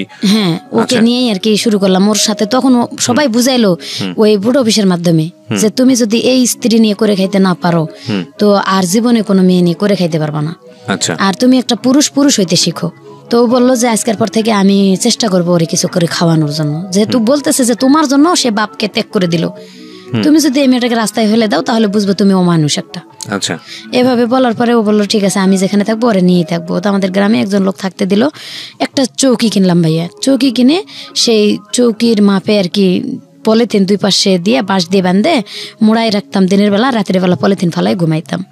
খাবার দাবার তাদের ঘরে রাখতাম, তারা তালা দিয়ে যতক্ষণ যাইতো এদিক সেদিক কাজ করতে গ্রামের মানুষ, আবার যখন আসতো ততক্ষণে ঘর খুলে খাইতাম। কিন্তু ওই থাকাটা বাহিরে আর কি বারান্দায়। আচ্ছা, এভাবে থাকতে শুরু করলাম। কিন্তু 2-4 দিন কাজ করে আর করে না, 2-4 দিন কাজ করে ওই একই অবস্থায় চলতে লাগলো। এভাবে মানে আমার আব্বা মানুষের কাছে শুনে কয় এই মেয়ের কপালে অনেক দুর্গতি আছে। মানে হাজবেন্ডকে আমি বললাম যে ভাই তুমি এখনো দেখো এই কথাগুলা তোমার শরীরে কি হিট করে না, এগুলা হিট করেও তো তুমি কিছু করতে পারো। এইভাবে বলার পরে যাই হোক ওখান থেকে মানুষের বাড়ি থেকে থাকতে থাকতে এখানে প্রায় 3 মাস থাকলাম আর কি, একই অবস্থায়। সে কাজ করে না দেখে বাবা এই ধরনের ভাষা ইউজ করে, বললাম যে এখান থেকে আমি সরে চলে যাব, হয় তুমি যদি তোমার এলাকায় নিয়ে আমারে করে খাইতে পারো। আর ওই ভগ্নিপতিরে আর কি ফোন দিলাম, ফোন তো না খবর দিলাম, তখন ফোন ছিল না, মানুষের দিয়ে খবর দিছি যে জোলা ভাইয়ের একটু আসতে বললেন, যদি মানে আমারে নিয়ে এভাবে সে যদি চেক দিতে পারে, বলছি যে আমার সালানা বাদ দিলে আমি দেব। তো উনি যদি আমার জায়গা দেয় আমি ওনার ওখানে যাই থাকবো। ওনার ওখানে বাড়িতে যাই থাকা শুরু করে দিলাম। ওনার উঠানে ঘর করে দিল একটা টিনের, এবং তুই যদি প্রাইভেট পড়ে কিছু চালাইতে পারস তাহলে এখানে কিন্তু টাকাটা জমা হইতেছে, এটাতে জায়গা কিনে বাড়ি করতে পারবি। তো জাকদুল্লাহ ভাই আলহামদুলিল্লাহ আমি এভাবেই করবো। ওনার উঠানে থাকে আমি গ্রামের বাচ্চাদেরকে প্রাইভেট পড়া শুরু করে দিলাম। যখন প্রাইভেট রেজাল্ট দেখা গেল যে প্রাইমারি স্কুলের ছাত্রদেরকে ভালোই পড়াইতে পারতেছি, তো ওখান থেকে আমি একটা পাইলাম, শিশু শ্রেণী স্কুল চালাইলাম, ব্রাক শিশু শ্রেণী স্কুল চালানো শুরু করলাম, এবং পাশাপাশি বাচ্চাদেরকে প্রাইভেট পড়ানো। এইভাবে আমি একটু পজিশনে উঠা শুরু করে দিলাম। তখন আমি করলাম যে আমার জায়গা কিনতে হবে। ওই যে লাইফের এখান থেকে শুরু, আমি মানে জায়গা কিনলাম, পরে মানে কিস্তি উঠায় অর্ধেক টাকা দিয়ে জায়গা নিলাম। এখানে 3 বছর ঘর করে থাকলাম, আমার হাজব্যান্ড কোনো রকম হেল্প করলো না আমারে। তো যখন আস্তে আস্তে 3 বছর পার হয়ে গেল, কিন্তু জায়গা রেজিস্ট্রি হয় না, আমার হাজব্যান্ড গুরুত্বও দেয় না, আমার খরচপাতিও দেয় না। আমি বাচ্চা নিয়ে নিজেই চলতে পারি না, কিস্তি চালাইতে পারি না, এভাবে মানে বেতন তখন কম শিশু শ্রেণীর। মানে কোরআন শরীফ পড়াইতাম গ্রামের বাচ্চাদেরকে, তারা ঠিক মতো বেতনও দিতে চাইতো না। পরে মানুষের বাড়িতে ধান সিদ্ধ করা শুরু করে দিলাম, যে সিজনারি একটা ধান সিদ্ধ করলে তারা একটা করে কাপড় দেয়, 2 বাড়িতে করলে 2টা কাপড় দেয়, কিন্তু এক সিজনে 2 বাড়িতে করা যায় না, এক বাড়িতে করলাম, এবং স্কুল চালাই এর মধ্যে আবার সবকিছু করা শুরু করে দিলাম। এরকম করে জায়গাটুকু যেভাবে আটকাইলাম, 3 বছর পরে ওনারা জায়গাটা আরেকজনের রেজিস্ট্রি দিল। ওই জায়গা ওখান থেকে রেজিস্ট্রি দেওয়ার পরে আঘাতের পর আঘাতই পাচ্ছি ভাইয়া। আমার বাপের বললাম একটু হেল্প করতে, আমার বাপ কোনো হেল্প করলো না। তো ওখান থেকে আবার ওই জায়গাটা যখন ওরা ফেরত বা আরেকজনের রেজিস্ট্রি দেয়, আমি তাদেরকে গ্রামের মাধ্যমে একটা বিচার দিলাম যে আমারে না বলে কেন জায়গাটা অন্য কারো রেজিস্ট্রি দেওয়া হলো, যখন আমি ঘর করে থাকতেছি এখানে, সেটা বেড়া দিয়ে ঘর করেছিলাম। তো ওখানে আমার ছোট মেয়েটা পেটে আসলো, ছোট মেয়ে পেটে থাকাকালীন আমি মানে বাচ্চা পেটে নিয়ে আমি কোথাও যাবো না যাবো, 1টা বছর আবার ওরা থাকতে সময় দিল। এই 1 বছর আমার হাজব্যান্ডের অনেক বুঝাইলাম যে ভাই তুমি আর একটু কিছু করো, যাতে জায়গা, আমি কেবল তো একটু পজিশনে আসছি। তো তখন ও চুরি চামারি করা শুরু করে দিল আবার আমার হাজব্যান্ড। যার কারণে কারেন্টের পোল থেকে, কারেন্টের তার থেকে, সরকারি টিউবওয়েল, এলাকার মানে যত কিছু আছে ভাইয়া, না বললে আপনি বুঝবেন না আমার মানে আমি কোথা থেকে আঘাত পাই, কোথায় আসছি। মানে যা আছে চারপাশে যা পাচ্ছিল সব চুরি করছে, সব চুরি করা শুরু করে দিল। তো ওরা আমি বলতাম আপনার বাবার অভ্যাসের কিছুটা ওনার মধ্যে চলে আসছে। তখন আমি এক অত্যাচার থেকে আরেক অত্যাচারে চলে আসলাম, এবং আমার 2টা বাচ্চা। তখন আমি পারি না কিস্তি চালাইতে। এভাবে যখন চুরি চামারি শুরু করে দিল, আমি না করে দিলাম যে ভাই তুই এটা করিস না। আমি ওর এক কথায় ওর কামাই খাওয়া বন্ধ করে দিলাম, তুই তোর মতো থাক, আমি আমার মতো থাকি। আমি আমার বাচ্চাদেরকে নিয়ে আমি ধান সিদ্ধ করে খাই বা এটা ওটা করে আমি আমার বাচ্চা 2টা মানুষ করব। কিন্তু তোরা আমি ডিভোর্স কি কারণে তোরে ডিভোর্স করবো না, আমার বাপেরে আমি কিন্তু ত্যায্য করে দিয়ে এসেছি তোর কারণে। এই মানে প্রসঙ্গটা ধরে আমি কিন্তু আর ডিভোর্স করতেছি না। আর বাচ্চা আমি এখান থেকে বাদ হয়ে গেলে আমার অন্যখানে বিয়ে হতে হবে। আমি যার কারণে আমি এখান থেকে বের হতে পারতেছি না। তুই তোর মতো থাক, তুই বিয়ে শাদী করে সংসার করলে কর। এইভাবে আমি বাচ্চা 2টা নিয়ে গ্রামে থাকা শুরু করে দিলাম। তারপরে আরো 1 বছর পরে আমি ওই জায়গাটা বাদ দিয়ে আমি আর 7% জায়গা কিনলাম। তখন আমার বাবারে ডাকলাম যে আমার জায়গাটা রেজিস্ট্রি করে দিতে। এই সম্পর্কে আমি জানি না। ওই ভগ্নিপতি যে বাড়িতে বের করে দিল তারেও ডাকলাম, যেহেতু আমি জায়গাটুক নিলাম কষ্ট করে, রেজিস্ট্রি করে দিল। তারা বলতেছে যে তুই তোর হাজবেন্ডের নামে দিস না। তো আমি ওর নামে দিলাম এই কারণে, যদি আমি আগে মারা যাই ও কোথায় থাকবে, ওরা তো আমি বাদ দিতে চাচ্ছি না। আমার বাবার উপর টিকে দিয়ে আমি ওরে নিয়ে করে খাইতে চাচ্ছি। ও যা মানে তাই করুক, ওটা ও খাবে, আমারটা আমি খাবো। তখন আমি কিস্তি উঠায় 7% জায়গা কিনলাম। কিনে বাড়ি করলাম। ওইখানেও আবার মাটির থেকে মাটি ঢয়ে, নিজে মাথায় করে মাটি ঢয়ে ঘর করলাম, 2টা মাটির ঘর করে এখানে থাকা শুরু করে দিলাম। কিন্তু আমি যখন ঋণ হয়ে গেল, জায়গা অনেক 2-3টা সমিতি থেকে কিস্তি উঠাইছি, আমি আর কুলাইতে পারতেছি না। ঘর করার পর আমি আর গ্রামে থাকতে পারলাম না। এ বাড়ি ও বাড়ি থেকে চাল ধার করে খাওয়া শুরু করলাম, ধার করেও আর কুলাইতে পারতেছি না। মানে একেবারে ঋণের বোঝা আমার বেশি হয়ে যাইতেছে। তখন আমি ঢাকা চলে আসলাম, যে আমি ঢাকা চলে যাব। গ্রামের মানুষের কাছে ওর কাছে 200-100 টাকা ধার নিলাম, যে 100 করে ধার দেন। আমার খালাতো মামাতো ভাই, মানে তখনও আমার জামাই খুব মারধর করতো আমারে, খুব প্রচুর। তখন আরো বেশি হলো। ওই যে কাজগুলো করে আমি করতে দেব না, যার কারণে আমার বেশি অত্যাচার শুরু করে দিল। কিন্তু যখন আমি এই যে বিপদে পড়ে গেলাম, যে আমি কিস্তি চালাইতে পারতেছি না, মানুষের কাছে মুখ দেখাতে পারতেছি না, দোকানে বাকি, বাচ্চা 2টা তখন ছোট। তো বড় মেয়ের বয়স 5.5 বছর, 8.5 বছর, ছোট মেয়ের বয়স 3.5 বছর। তখন বড় মেয়ে মোটামুটি ভালো পজিশনে লেখাপড়া করতেছে, ক্লাস 5-এ। দেখতেছি রেজাল্ট ভালো, কিন্তু আমি পারতেছি না আর কুলাইতে। তখন আমার কিছু করতে হবে বাচ্চা মানুষ করতে গেলে। আমি এই যে ঢাকা চলে আসলাম গ্রামে। আমার বাপের বাড়িতে এসে বাপেরে বলি নাই যে আমি ঢাকা যাব। গ্রামে খালাতো চাচাতো মামাতো ভাইদের কাছে 100 করে টাকা, ওর বাড়ির থেকে সবাই 2 কেজি করে চাল আমারে নিজের থেকে দিল, এটা নিয়ে যাও গ্রামে, যাই তুমি ঢাকা শহরে চাকরি করো। যেদিন আমি ঢাকা চলে আসবো সেদিন ওর বাবা চলে আসলো, আমিও যাব এবং আমি ওখানে যাই রিক্সা চালাবো, তা ভালো হবে আরো আমার জন্য। নিয়ে চলে আসছে আমার সাথে করে। 1 মাস বসে থাকার পরে পরিচিত হলো জায়গাগুলো, হওয়ার পরে ও রিক্সা চালা শুরু করে দিল। আমি ওর টাকা থেকে 500 টাকায় একদিন কিস্তি দিছি বাড়িতে। আমার মেয়ে না খায় আছে শুনে তখন আমার আম্মা আবার সন্তান নিবে না। আমার আম্মা আগের থেকেই কোনোদিন দায়িত্ব নিতে চান, আমি নিজেই চলতে পারি না, আমারই অসুখ, সেই আমি সন্তান নেব না। আমি বলছি আমি ঢাকা যাই, একটু পজিশনে উঠি, আমি বাচ্চা 2টা নিয়ে যাবো, মা তুমি খালি অল্প কটা দিন দেখো। এভাবে জোর করে রাখে চলে আসছি, চুরি করে আসার মতো। তখন ওর বাবা চলে আসলো। আমি বললাম যে তুমি যখন আসছো ভালোই হয়েছে, আমার বাচ্চা 2টা আমি কেন ওদের কাছে ফেলে রাখবো, ওরা তো দেখশুন করবে না সেরকম করে। আমার ছোট ভাইয়ের বিয়ে হয়ে গেছিল তখন, ভাই বউ আরো বেশি মানে করতো, রাগারাগি করতো, দেখতে পারবে না, মারধর করতো এক কথায় বাচ্চা 2টারে। যার কারণে একটু খাওয়া কম বেশি হলে মানে বকাবকি করতো। আমি বলছি যে বাচ্চা 2টা নিয়ে আসো, এখন নিয়ে আসবো না, তুমি আগে চাকরি করো, ভালো করে বেতন পাও।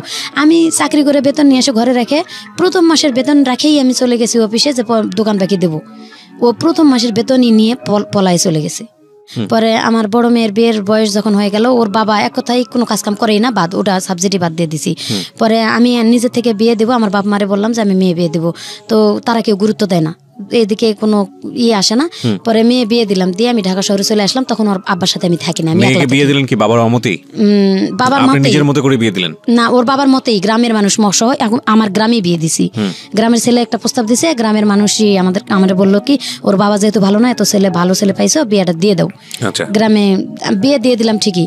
তো ছেলে সেদিন বলছে আমি একটা পয়সাও কোনো দেনমোহর নেব না, কোনো টাকা পয়সা কিচ্ছু নেব না, তবে যৌতুক নেব না।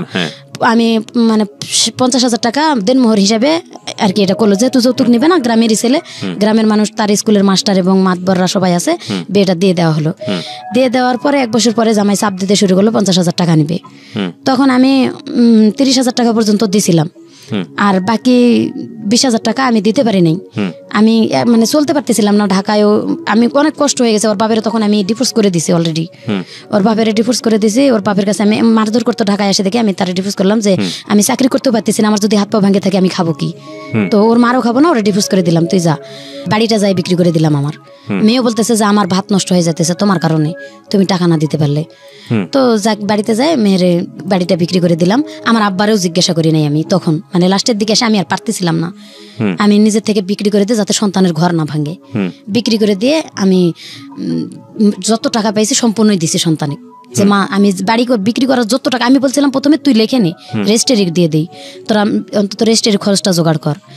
বলতেছে না আমরা রেজিস্ট্রি নিবো না, ওই জায়গা রেজিস্ট্রি নিলে বাপে আসে ঘরের মধ্যে শুয়ে থাকবে, ভাত না দিয়ে পারবো না, ওই বাপের আমরা ভাত দিতে পারবো না, তুমি জায়গা বিক্রি করে টাকা দিয়ে যাও। বিক্রি করে তখন গ্রামের মানুষের মাধ্যমে জমি লেখে নিয়ে দিয়ে আসলাম বন্ধক, মেয়েরে 70,000 টাকা দিয়ে জমি দিয়ে গেলাম। আমি এ টাকা নিবো না, দেখবো না, তোমার একটা বোন আছে তুমি পারলে তারে দেখো। আমি কোথায় যাবো না যাবো আমি নিজেও জানি না, মানে ওই সময় তো আমি নিঃস্ব হয়ে গেলাম, অনেক কষ্টে জায়গা কিনলাম, স্বামী ডিভোর্স করলাম এবং জায়গা বুঝতে পারছি সেটা। হ্যাঁ, তারপর কি হলো? এই জন্য আমি বলছি যে আমি কোথায় যাবো না যাবো তুমি তোমার বোনকে একটু দেখো। ওখানে রাখে চলে আসলাম। বোন মানে আপনার ছোট মেয়েটা? হ্যাঁ, ছোট মেয়ে রাখলাম। ও ছোট মেয়ে ওর শাশুড়ি নাকি ক্যাটক্যাট করে ঝগড়া অশান্তি করে রাখলো না, ওর বাবার কাছে দিল। আর ওর বাবার কাছে দেওয়ার পর আমি ঢাকা থেকে কিছু টাকা পাঠা শুরু করলাম, 1,000-1,500 করে টাকা পাঠাতাম। আমি গার্মেন্টসে চাকরি করতাম, আরো আগে থেকে তো গার্মেন্টসে চাকরি করি, আরো 7 বছর 8 বছর আগে থেকেই বললাম যে জায়গা নিয়ে পরের থেকে চাকরি শুরু করে দিছি। তো গার্মেন্টসে চাকরি করে টুকিটাকি টাকা দিতাম, ব্যাচেলার মেয়েদের সাথে থাকা শুরু করলাম এবং বাড়িতে টাকা দিলাম। কিস্তিগুলো শোধ হয়েছিল না, ওই কিস্তিগুলাই আর কি বাকি ছিল, কিছুটা বকেয়া কিস্তিও দিতেছি। বিকাশে টাকা পাঠায়, ওই ফোন থেকে টাকা উঠে মেয়েরে মারধর করে বার করে দেয়। আবার ওখান থেকে মেয়ে একা একা চলে আসছে আমার বাপের বাড়িতে। আমি সেই মুহূর্তে আর কি বিদেশ চলে গেলাম।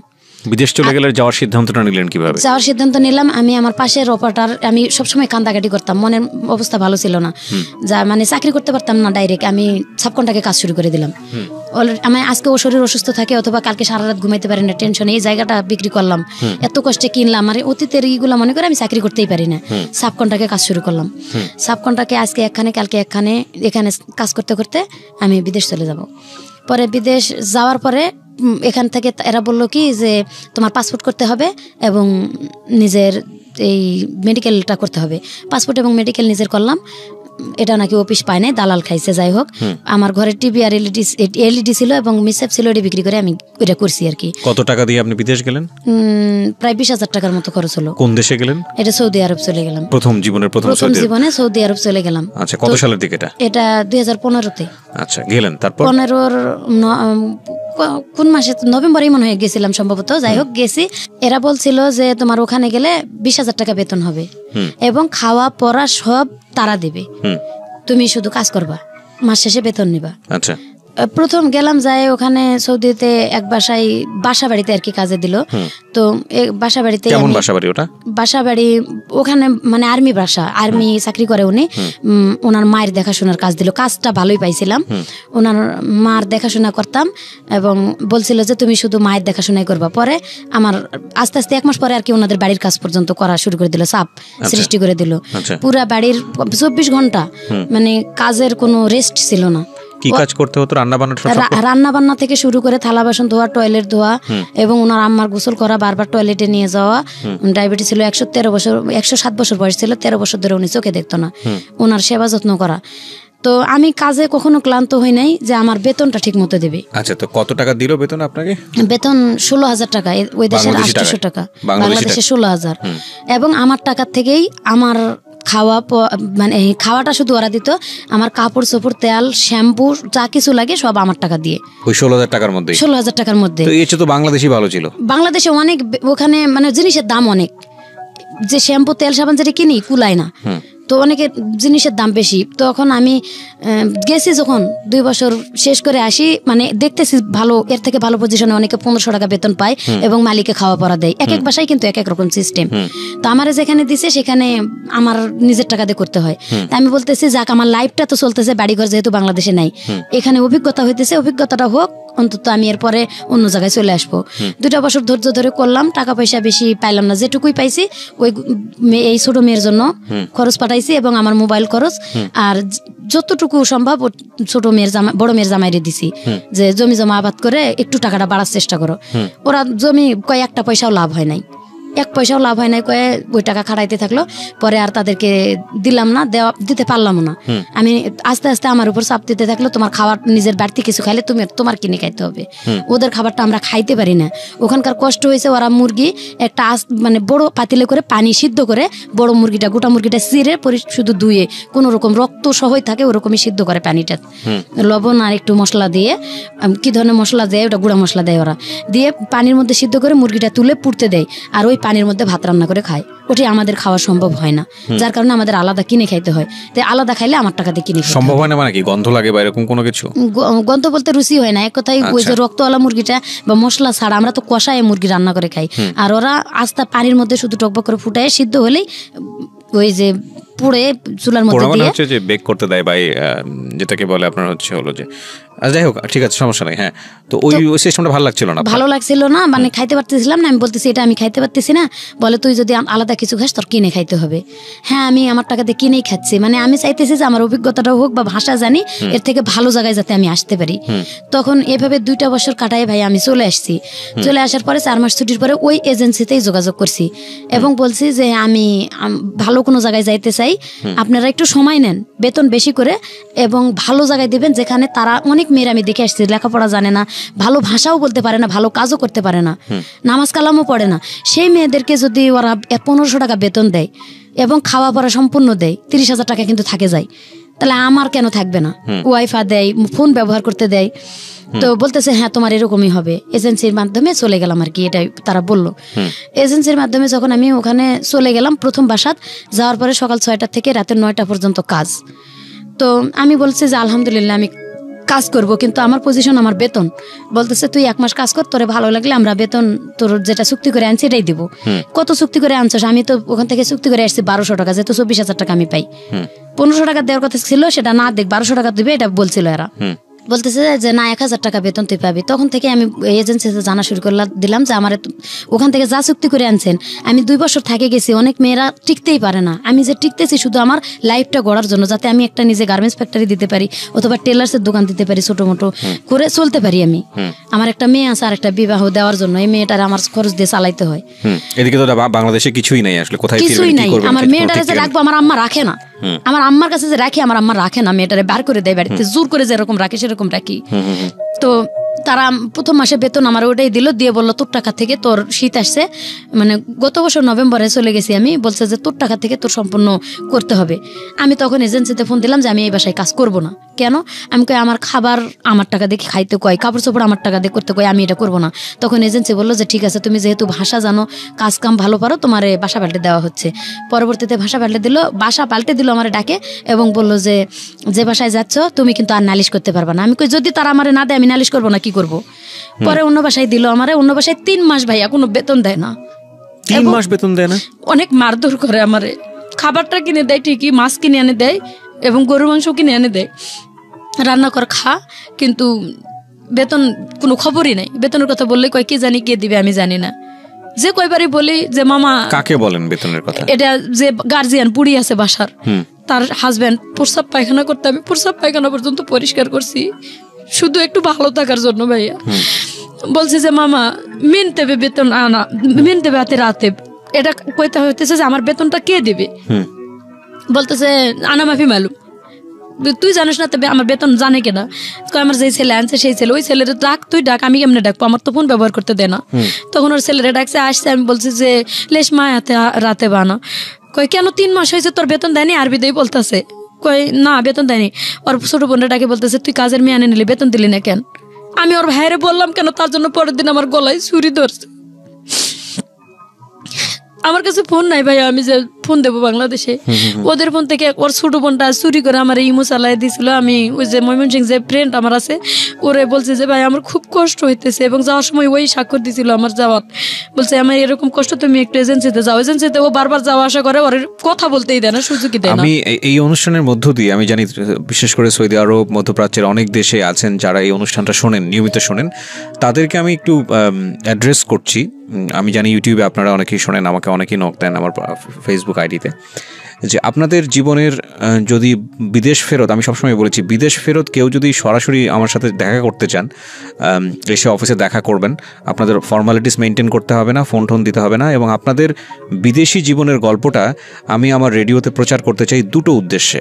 একটা হচ্ছে যে এই যে টাকাটা বাংলাদেশের আজকে মেরুদণ্ডের সবচেয়ে বড় শক্তিশালী জায়গা যেটা বৈদেশিক রেমিটেন্স, এই টাকাটা কত কষ্ট করে বাংলাদেশে আসে, এটা একটা ফোকাস করতে চাই। আরেকটা হচ্ছে যে আমাদের ওইখানে গিয়ে আমাদের আমাদের আমাদের দেশি ভাই বোনেরা তারা কী জীবনযাপন করেন, কতটা কষ্টে জীবনযাপন করেন, বা আমাদের যে লেবার মার্কেট বা আমাদের যে লেবার ফোর্স, সেই জায়গাটায় আমাদের যে ন্যায্য দাবিটা সেটা কীভাবে আসলে এনশিওর করা যায়, সেটার জন্য আমাদের এই ছোট ছোট ঘটনাগুলো এগুলোকে ফোকাস করা উচিত। কারণ আজকে এই যে ভদ্রমহিলা তার যে গল্প, আমি জানি যে সেটা বাংলাদেশের থেকে যাওয়া অনেক প্রান্তিক পর্যায়ের অনেক নারী আছেন যাদের জীবন গল্পের সঙ্গে মিলে যাবে, যারা হয়তো মধ্যপ্রাচ্যের বিভিন্ন দেশে বাসা বাড়িতে কাজ করেন। বলেন তারপর কি হলো?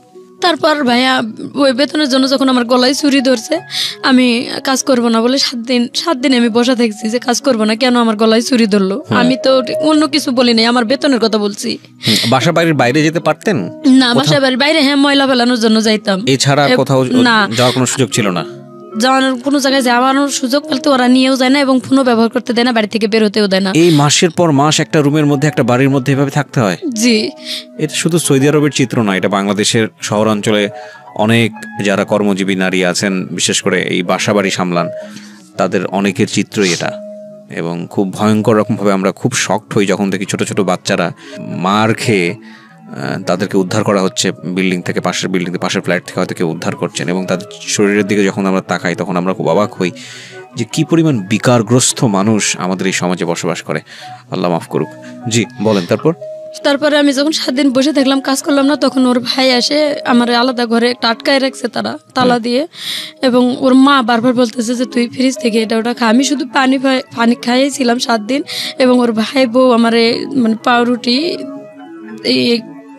মানে কাইটটা পাউরুটি একটু দিছিল, ওইটুক খাইয়ে 7টা দিন এভাবে কাটাইছি। ওইভাবে কাটার পরে আমি বলতেছি আমি এখানে কাজ করবো না, আমার এজেন্সিতে তোরা কল দে, কেন আমার তোরা এভাবে আটকায় রাখছিস। পরে এজেন্সিতে কল দিয়ে ওর মতো ও কি বলে আসছে বাইরে থেকে, আমার এসে খালি ফোনটা ধরাই দিল। উনি ইয়ার লোক ছিল নোয়াখালী বাড়ি, উনি বলতেছে যে মুর্শিদা তোর কি সমস্যা, এক বাসায় দিলাম এরকম, একবার তুই করে গেলি ভালো, এবার এরকম কেন? উনি বাঙালি। হ্যাঁ, আমি বললাম একবার আমি করে গেছি ভালো, সহ্য করে গেছি এই কারণে যে আমি যাতে ভাষা শিখলে এর থেকে ভালো একটু পজিশনে আসতে পারবো। আর আমি বলেও আসছি যে আমি দেখছি অনেক মানুষ যারা ভালো মানুষ, আমার কপালেই কি এরকম শুধু পড়ে, এই কথাটা বললাম। বলতেছে যে বোন এখানে আসলে হয়তো তোর এজেন্সি মারধর করবে, তুই এখানে না আসে ওরা আরেক বাসায় তোরে দিতে চাই, তুই দেখ আরেক বাসায় যদি ভালো হয় সেখানে করবি। বাট আপনি বললেন না যে আপনাকে 3 মাস যাবত স্যালারি দেয় না? বলছি হ্যাঁ, আমার স্যালারি দেয় না, কয় যে তোর স্যালারি দিয়ে তোরে দিয়ে আসবে। তা আমি বললাম আমার স্যালারি হাতে দিয়ে আমারে দিয়ে আয়। স্যালারি দিল না, এবং রাত্রে দিয়েও আসলো না, রাত্রে সারা রাত ওখানে রাখলো, রাখে পরের দিন সকালবেলা আমার ফোন কিন্তু যাওয়ার সাথে ওনারা নিয়ে নিছে। পরের দিন ওনার ছোট ভাই আসছে বেড়াইতে, ওনার ছোট ভাইয়ের গাড়িতে উঠে আমার পাঠাই দিল, আমার ফোনও দিল না। এবং আমার যে কাপড় চোপড়গুলো আমি নিয়ে গেছি, আমার ব্যাংকের চেক বই টই নতুন করে চেক নিয়ে গেছিলাম যে আমি আগের বার তো যা করছি এবার ব্যাংকের টাকা জমা বন্ধ, তো মেয়েটার জন্য কিছু করব। সেই ব্যাংকের চেক তারা নিয়ে গেছে, সবকিছু মানে কোনো কিছু রাখে নাই, মোবাইলের সিম যত সব খুলে নিছে। 3টা সিম ছিল আমার কাছে, 3টা সিমই নিয়ে গেছে ওরা। নিয়ে যাওয়ার পরে আমি ওখান থেকে মানে পরের দিন ওর ভাই ছোট ভাই নিয়ে আরেক মেজো ভাইয়ের বাসায় নিয়ে আমার থুয়ে দিল। তারপর আমি যাই কান্দাকাটি করলাম, আমার খাওয়া দেয় না, এতদিন ধরে আমি না খাইছি, খাইতে দিল, খাইয়াও বললো তার বাড়ি অপরিষ্কার পুরা বাড়ি। সৌদিয়া মহিলারা ভাই এত খারাপ, আমাদের বাংলাদেশি মহিলারা এতটা খারাপ না যে ও তো কষ্ট করে আসছে। পুরা বাড়িটা ধোয়া, একবারে ছাদ থেকে নিচতলা পর্যন্ত ধোয়াইলো, বাড়ির ঘর থাল বাসন রান্নাঘর বক্স যা ছিল সব পরিষ্কার করাইলো।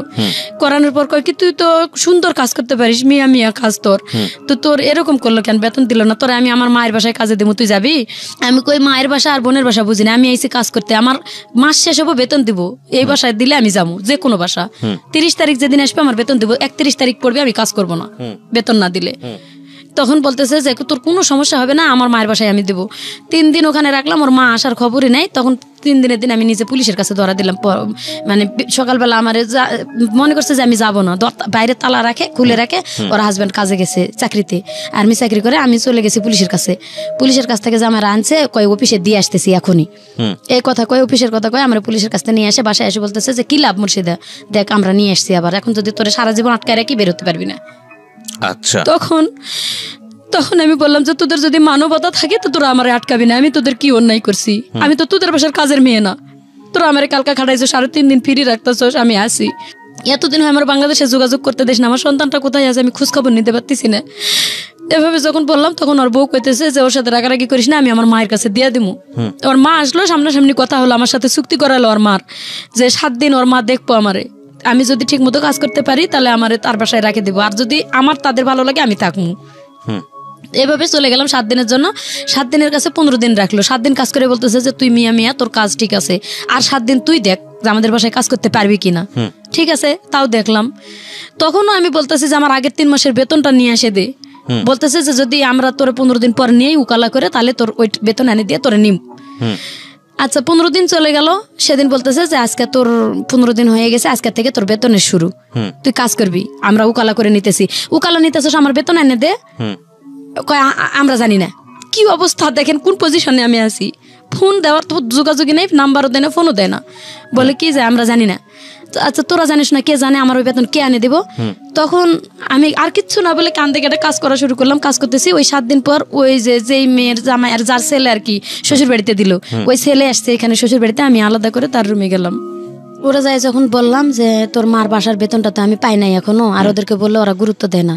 তো ও মোটামুটি ভালো মানুষ ছিল, ওর সাথে সাথে ওর মার নাম্বার, মানে 3 মাস 4 মাস যাবত কি হচ্ছে, আপনার মেয়ে কোথায় আছে, কি অবস্থা কিছু জানেন না? কিছু জানি না আমি। কি ভয়ঙ্কর অবস্থা। পরে আমার আম্মা এদিকে বকাবকি করে শেষ করে দিতেছে, টাকা পয়সা পাঠায় না, আমি খারাপ মানুষ, আমার দেশে থেকে কুলাই নাই দেখে আমি বিদেশে গেছি। বলেন তারপর?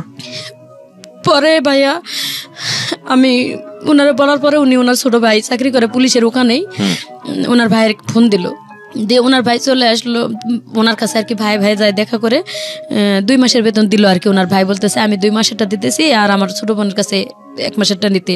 তো ওই 2 মাসের বেতনটা আমার আনে দিল। দেওয়ার পরে আমি বললাম যে তুই আমারে দিলে আমি কই দিমু, তুই পাঠায় দে। তো ওই আবার আমারে নিয়ে ব্যাংকে চলে গেল ওর শাশুড়ির কাছে বলে যে আমি ওরে ব্যাংকে নিয়ে গেলাম। যাওয়ার পরে ব্যাংকে পাঠাইতে পারলাম না, আবার ঘুরে আসে ওর ভাইয়ের নাম্বারে পাঠাইলো, ওর ভাই আবার ওখান থেকে পাঠাই দিছে আমার বাংলাদেশের টাকাটা, ওই 2 মাসের বেতনটা। কিন্তু তাও আমি আমার মেয়ের সাথে কথা বলতে পারলাম না। টাকাটা যে পাঠাইছে আমি শুধু ওই যে আমার ওই ফ্রেন্ড আছে ময়মনসিং, ওর ইতে টাকাটা পাঠাইছি বিকাশে, এবং পাঠাইছি বলছি যে ভাই তুমি আমার মেয়ের খোঁজটা নিয়ে, আমার আম্মার আবার মোবাইল নাই, মানে আমার মেয়েরও নাই ছোট মোবাইলগুলা। পরে আমি বলছি যে তুই একটু আমার মায়ের কাছে টাকাটা পাঠাইয়া বলি যে আমার মায়ের দেখতে, আমি যতদিন নাইছি আমার মাইয়াটা জানি তারা না ফালায়। ও যখন ফোন দিছে কয় তোমার মতন বন্ধু আছে যার বাপ মা লাগে না, তার তোমার কাছে যখন টাকা পয়সা পাঠায় সব টাকাই তোমার কাছে পাঠায়, তুমি সব আমাদের কাছে আসলে টাকা পয়সা দেয় না, যোগাযোগ করবে না দেখে, মানে টাকা দেবে না দেখে যোগাযোগ করে না, তাহলে তোমার সাথে কিভাবে যোগাযোগ করে? এই কথাটা বলার পরে বলছে বাড়ির থেকে বের করে দেবো। তখন ও আনে আমার মেয়েকে মাদ্রাসায় ভর্তি করে দিছে। মেয়ে মাদ্রাসায় থাকতে পারবে না। এখানে ওরা কি হয়েছে আমি ওইখানে কিছুই করতে পারতেছি না, ওইখানে আমি আমার ফোন বন্ধ। আবার গেছে এভাবে আরো 3 মাস, মানে ওই বুড়ি বাবার 3 মাসের বেতন আটকাই দিছে। আমার সুন্দর মতন বুঝাই কয় যে তোর 4 মাসের 5 মাসের বেতন একবারে পাঠাবি, তোর কাজে লাগবো। 5 মাস হয়ে গেছে বেতন দেয় না, যখন আমি কাজ বন্ধ করে দিয়ে আবার পুলিশের কাছে গেছি। আচ্ছা, তখন 5 মাসের বেতন পান না? 5 মাসের বেতন আবার পাই নাই, মানে ওদের ওখানকার 1 মাসের আছে আর বুড়ির 4 মাসের, মোটে 5 মাসের বেতন হয়ে গেল। এই 5 মাসের বেতন না পাই আমি চলে গেছি যখন, তখন ওখানকার 1 মাসের বেতনটা পুলিশের কাছে থাকাকালীন আনে দিল। এবং বুড়ির ছেলে আসে ওদের সামনে আমার 100 টাকা গিফট করে, বাংলাদেশে 2000 টাকা হয়, গিফট করে বলতেছে তোর ফোন আজকে তোর হাতে দেবো, ওয়াইফাই দেবো, নাহলে তোর সিম কিনে দেবো আমি পার্সোনাল আলাদা করে, তুই অল টাইম বাংলাদেশে যোগাযোগ করতে পারবি, এবং আমি তোর বেতন প্রত্যেক মাসে মাসে ক্লিয়ার করে দিব। আমি কই আগের 5 মাসের বেতনটা আমার দেও। বলতেছে যে তোর আগের 5 মাসের বেতন এই যে ওরা 1000 টাকা দিয়েছে আগের মাসেরটা ওদেরটা, আর আমি আমারটা বাসায় যাই তোরে দিতেছি সব। এ টাকা নিয়ে বাসায় গেল, বাসায় যায় মানে দোকানে নিয়ে গেল, আমার দোকান থেকে কাঁচা বাজার যা যা লাগে আমি কি খাবো কিনে দিল সবকিছু। সেই দিনটা পুলিশের কাছ থেকে আর কি লিখে দিয়ে নিয়ে আসলো, নিয়ে এসে কিনে দেওয়ার পরে আমি আবার 1 মাস ওই 3 দিন 4 দিন পর কই এই 2 দিন পরে দিতেছি, 1 দিন পরে দিতেছি করতে করতে আবার 1 মাস কাজ করলাম ফুল তাদের বাসায়। আচ্ছা, আগের ওই 1 মাসের বেতনটা আমারে দিছে, কিন্তু এটা এই বেতনটা দেওয়ার কোনো খবর নাই। এভাবে আবার ওদের 5 মাসের বেতন জমলো। তা আগের 1 মাসের যে বেতন পাইছি আমি কুষ্টিয়ার এক ভাইয়া, আমি ময়লা ফেলতে আসে ওই কুষ্টিয়ার ভাইয়ারে দিয়ে আমি পাঠাই দিছি যে ভাইয়া আমি আমার ইমো নাম্বারটা দিলাম আর টাকাটা দিলাম, মানে বিশ্বাস করে যদি তুমি পারো একটু হেল্প করো, আমি খুব কষ্টে আছি। ওই ভাইয়া বললো কি যে তোমার যখন ফোন দেয় না তাহলে আমি তোমার একটা অমুক টাইমে মোবাইল কিনে এনে দিয়ে দেবো, একটা সিম গোপনে তুমি এটা রেখে দেবা। ভাইয়াটা আমার হেল্প করছে। আমি গোপনে একটা 7 টাকা দিয়ে আর কি আমি বলছি যে আমি বেতন এখান থেকে টাকা কাটে নিও ভাইয়া, নিয়ে আমার ফোন কিনে দিও। কই আমি পুরুষ মানুষ হয়, যদি আপনি একটা বিপদে পড়া মেয়ের যদি টাকা নিয়ে ফোন কিনে দিই তাহলে আবার কেমন হলো। তবে ভাবি আমি একটা সিম সহ করে কিনে দিতেছি, তবে সিমটা যদি কোনো বাইসেন্স ধরা পড়ার মতন ভাব হয় সিমটা আপনি ভাঙ্গে টয়লেটে ফেলাই দেন অথবা মুখের ভিতরে ঢুকাই রাখেন, যেহেতু ফিঙ্গার দিয়ে কিনতে হয় আমার যাতে সমস্যা না হয়। এভাবে ওনারা একটা ফোন কিনে দিল আমারে, দিয়ে ওই টাকাটা বাংলাদেশে পাঠাইছে। আমি ওই যে গোপনে এই ফোন থেকে আমি রাত্রে ঘুমাইতে গেলে ওই যে ময়মনসিংহে কল দেই, বড় ফোন থেকে ওরা কল দেয় আর আমি কন্টাক্টে কথা বলি, মেয়ের খোঁজ খবর নিতেছি, মেয়ে কোথায় থাকলো, মাদ্রাসায় ভর্তি করাইছে। আমি অনেকটা হ্যাপি হলাম যে যাক মেয়েকে যখন মাদ্রাসায় ভর্তি করাইছে ও তো এখন বন্দি অবস্থায় থাকবে, আর কোনো ভয় নাই। মেয়ে নাকি 1 মাস লেখাপড়া করে কান্দাকাটি করছে আর পড়বে না ওখানে, বাপের কাছে বলছে। বাপে কয় তোর মানে খারাপ ভাষা করছে এখানে, যাই হোক ওখান থেকে ও রাগ করে কয় তোর কি লাগে, তুই আমার মেয়েরে নিয়ে গেছিস কে। ওখান থেকে বের করে মানে মেয়ে নিজে নিজে পালে আসছে, ওখান থেকে বের হয়ে গ্রাম সম্পর্কে এক ভাইয়ের বাসা শহরে ওখানে থাকলো। ওই যে 5 মাসের বেতন তারা 5 মাস মানে টাকা হাতে চেপে ধরে 5 মাসের ফিঙ্গার নিল রাত্রে আমার কাছে নিয়ে, মাত্র 3 মাসের বেতন দিল। আর 2 মাসের বেতন কয় ব্যাংকের থেকে আনতাছে তুলে আনতাছে কয়ে বেতন ওই 3 মাসেরটা দিয়ে 3 দিন পরে আবার আমার কাছে রিপ্লাই 500 টাকা নিছে ওরা, নিয়ে বলতেছে কি যে 500 টাকাতে আমাদের ঘরে কোনো বাজার নাই, তুই আর 2500 টাকা পাইতাছিস তো আমাদের কাছে, এটা সহজ দিব। আমিও সহজ মনে দিয়ে দিছি ওই 500। এরপরে আর কোনো বেতন তাদের বাসায় আমি পাই নাই। পরে মাস পর্যন্ত কাজ আরও 1 মাস কাজ করলাম, কোনো বেতন পাই নাই। আমি যে বেতনটা দিয়েছে ওরা ব্যাংকের মধ্যে পাঠায়ও নাই। আমি ওই গোপনে ওই ভাইয়েরে দিয়ে ফোন দিয়ে ভাই টাকাটা পাঠায় দেন, নাহলে ওরা আমার কাছ থেকে কোন সময় কাটে নেবে। ওই গোপনে আর কি ওই ভাইয়েরে দেখে পাঠাইছি, ওরা কোনো প্রমাণ দেখাইতে পারে না ওখানে যে ওরা আমাদের বেতন দিছে। এভাবে আসি 1 মাস যখন পার হয়েছে দেখলাম যে ওরা ভালো না। টাকাটা পাঠাতেন কাকে? এই যে কুষ্টিয়ার এক ভাই ওখানে। বাংলাদেশে কাকে পাঠাতেন? বাংলাদেশে এই ময়মনসিংহে এক ভাই আছে। না না না, মাধ্যম জানতে চাচ্ছি না আমি জানতে চাচ্ছি টাকাটা আপনি পাঠাচ্ছেন কাকে? এটা আমার ফ্রেন্ড, বললাম যে প্রথম বাংলাদেশ থেকে যাওয়ার সময় যে আমার হেল্প করলো। টাকাটা কি তার কাছে থাকতো? বাংলাদেশে আসলে আপনাকে দিবে এরকম কোনো কিছু? সে আমার মেয়েকে চালাইতেছে এখান থেকে দিয়ে, এবং তার কাছে মোটামুটি এখন বর্তমান 50-60 হাজার টাকা ক্যাশ আমার আছে। আচ্ছা, এইটুকুই আর কি। 50-60 হাজার টাকা যা আছে ও খাবে না ভাই, আমি জানি। মানে কিছু কিছু মানুষকে মানে অবিশ্বাস করা যায় না। তো আমার এখনো বলছে যে টাকাটা দিচ্ছি, কিন্তু দিলে তো আমি নিজে থাকার জায়গায় পাচ্ছি না এখন। তো যাই হোক, পরে ওইখান থেকে যখন পলায় আবার পুলিশ না, আমি বেতনের জন্য ঝগড়া করলাম যে আমি আর কাজ করব না। যখনই কাজ করবো না এই কথাটা বলা মাত্র আমার মায়েরা আটকায় দিয়ে ঘরের মধ্যে তারা মোবাইল টোবাইল কাড়ে নিয়ে গেল, যাতে পুলিশের কাছে আমি কল না দিতে পারি। 3 দিন পর্যন্ত আমার কোনো খোঁজখবর করলো না ওই রুমের ভিতরে। আমি খাইয়ে থাকলাম না মরে গেলাম না বাঁচে থাকলাম। চাবি আমার কাছে ছিল ভাইয়া, চাবিটা রাখে আমি মানে ধৈর্য ধরছিলাম যে ওরা মনে বেতন যেহেতু এতদিনের এটা মনে হয় দেবে দেবে দেবে দেবে করে। 3 দিনের পর আমি আর ক্ষুধার জ্বালা সহ্য করতে না পারে নামাজ পড়ার জন্য আমার ঘরটা ওরা খুলে দেয় না। 3 দিন প্রসাব পায়খানা আমি ঘরের মধ্যে পলিথিনে করে পেঁচায় রাখছিলাম। 3 দিনের দিন মঙ্গলবারে রাত্রে ওরা আটকায় রাখছে, মঙ্গলবার গেছে, বুধবার গেছে, বৃহস্পতিবারে ভোরবেলা আমি ওয়ালের উপর দিয়ে ঘরের তালা খুলে ওয়ালের উপর ওয়াল টেপকায় পুলিশের কাছে গেছি। ওখান থেকে পুলিশ আসে 8 দিন পর্যন্ত তাদের কাছে রেখে ওদেরকে ফোন দিয়ে ডাকে, ওরা আসে না, বলে টিকিট কেটে আসতেছি, পাঠায় দেবো, এই সেই বেজাল করে দেয় না। লাস্টে পুলিশ এখানে একটা বড় সফরখানা আছে আর ওখানে আমাদের দিয়ে দিল যে 7 দিনের মধ্যে তোর টাকা পয়সা দিয়ে তোর সফর দিয়ে দিবে। 7 দিন পরে মোবাইল 2টা দিয়ে গেছে, কিন্তু আমার বেতন দেয় না ভাইয়া। পরে মোবাইল দিছে, মোবাইল ওরা নিয়ে ঢুকায় রাখছে, এবং আমাদেরকে একটা বাড়ির মতো আছে, ওইখানে আমার মতন আরো অসহায় 55 জন মহিলা, মানে আগে থেকে 60 জন 70 জন আসতেছে যাইতেছে এভাবে 5 মাস আমি ওখানে কষ্ট করে আসলাম। ওখানে আসে দেখলাম আরো দুর্দশা অবস্থা। আরো যত মহিলারা আছে তারা 8 মাস 9 মাস ধরে আছে, এবং তারা 2 বছর কন্ট্রাক্ট শেষ করছে, ওদের বেতন দেয় নাই। 3 বছর 2 বছর যখন শেষ হয়েছে দেয় নাই, তখন আরো 1 বছর কাজ করছে একজন 55 বছর মহিলা, ওনার বাড়ি বগুড়া। ওই খালা এখন ওখানে বর্তমান 7 মাস পার হয়ে গেছে, 8 মাসে পড়ে গেছে, এবং বাংলাদেশে কোনো যোগাযোগই করতে পারে নাই।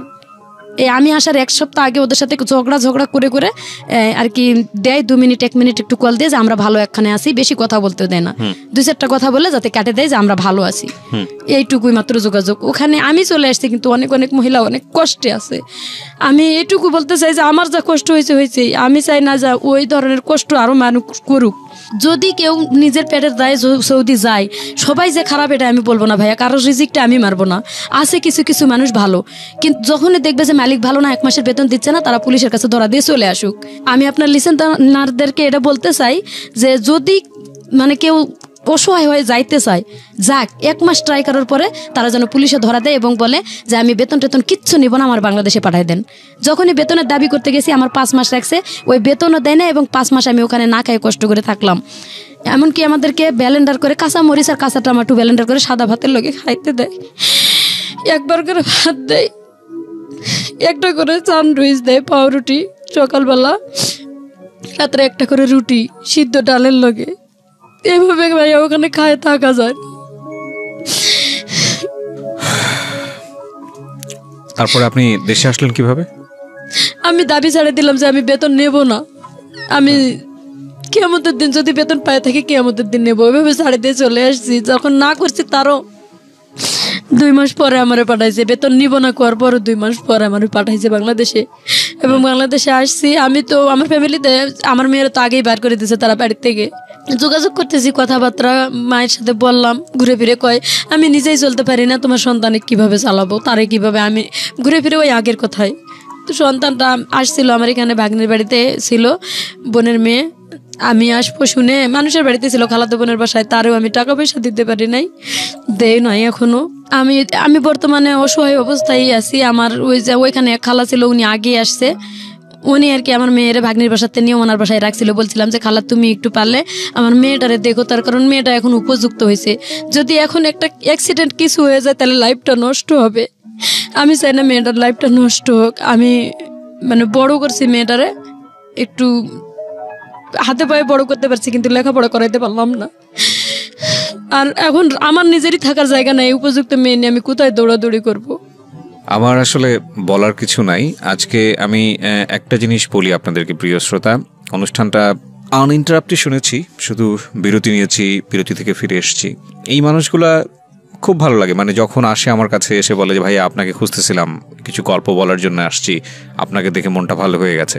আমি জানি না কেন তারা আমাকে এতটা মানে আস্থার জায়গায় মনে করেন। তবে এটা ঠিক যে লাস্ট 8 বছরে আমি রেডিওতে যে ধরনের শো করেছি শুধু এই ধরনের মানুষদেরকে নিয়েই করেছি। শুধু বলবো ম্যাক্সিমাম টাইপই আসলে এই প্রান্তিক পর্যায়ের মানুষ, যাদের আসলে সেভাবে ভয়েস রেইজ করার জন্য বাংলাদেশের মিডিয়া আসলে খুব একটা কাজ করে না তাদেরকে নিয়ে, একবার প্রান্তিক পর্যায়ের মানুষ। ধরুন এই মানুষটা গ্রামে গঞ্জে একেবারে নিদেন পক্ষে খেটে খাওয়া একটা মানুষ, এবং এই মানুষটার জীবনে যে ঘটনাগুলো ঘটে গেছে এগুলো কোন কাব্যে এসছে, কোন উপন্যাসে এসছে, কোন কবিতায় এসছে, বা কোথায় এসছে বলেন। আপনি যদি ঘাটেন তাহলে এই মানুষগুলোর চিহ্ন, এই মানুষগুলোকে নিয়ে কথাবার্তা, বা আমাদের সাহিত্য সংস্কৃতির জায়গাটাতে বা আমরা অন্যান্য জায়গাতেও যদি বলি, কোয়ান্টিটির দিক থেকে বাংলাদেশে অধিকাংশ মানুষই হয়তো এরকম, কিন্তু তারা আমাদের সংস্কৃতি ডমিনেট করতে পারে না তাদের ইকোনমিক কন্ডিশনের কারণে। যাই হোক, এগুলো আসলে উচ্চমার্গীয় কথাবার্তা, আমি বললে হয়তো অনেকেই বুঝতে পারবে না। আমি বরং সহজ করে কথাটা বলতে চাই যে তাদের আসলে এক্সেস নাই, তাদের ইনফরমেশনের এক্সেস নাই, তাদের মিডিয়া এক্সেস নাই, এবং বুভুক্ষ নাঙ্গা এভরি টাইম ফাইট করে যাওয়া মানুষ, দিন শেষে 2 বেলা 2 মুঠো আহার এবং কোনো রকম মাথা গোজার ঠাই, এটার জন্যই সারা জীবন যুদ্ধ করে যাওয়া। এর মধ্যে সাহিত্য বলেন, সংস্কৃতি বলেন, বা যেটাই বলেন না কেন, সেসবের জায়গা আসলে কোথায় আছে বলেন? তো সেই জায়গাটা থেকে আমি শুধু একটা কথাই বলতে পারি, আজকের এই জীবন গল্প শুনে মেসেজ যদি আপনি নিতে চান, সেই অর্থে মেসেজ হয়তো বিদেশের পার্টটাতে আপনি পাবেন, কিন্তু এছাড়া মেসেজ নাই। এটা একটা দুঃখগাথার গল্প, কারণ আগাগোড়াই শুধু চরম পর্যায়ের বলা যেতে পারে যুদ্ধ বিধ্বস্ত একটা মানুষ, নিজের পরিবার নির্যাতিত, এরপরে স্বামীর পরিবারে নির্যাতিত, নিজের সন্তানকে বিয়ে দিয়েছে সেখানেও কষ্ট পেয়েছে, এবং তারপরও মার কিছু স্বকীয় সত্তা থাকে সারা জীবন জুড়েই, সেটা সত্য। আর বাঙালি নারীর মা সত্তাটা আমি মনে করি এটা বেস্ট মা সত্তা, এবং এটা সারা দুনিয়ার মধ্যেই বেস্ট, কারণ বাঙালি নারীরা যারা মা হন তারা আর যাই হোক নিজের সন্তানের জন্য সব কিছু করতে পারেন। তো উনি ওনার ছোটো বাচ্চাটাকে নিয়ে আমাদের স্টুডিওতে এসছেন, আমি দেখলাম উনি বাইরে বসে আছে।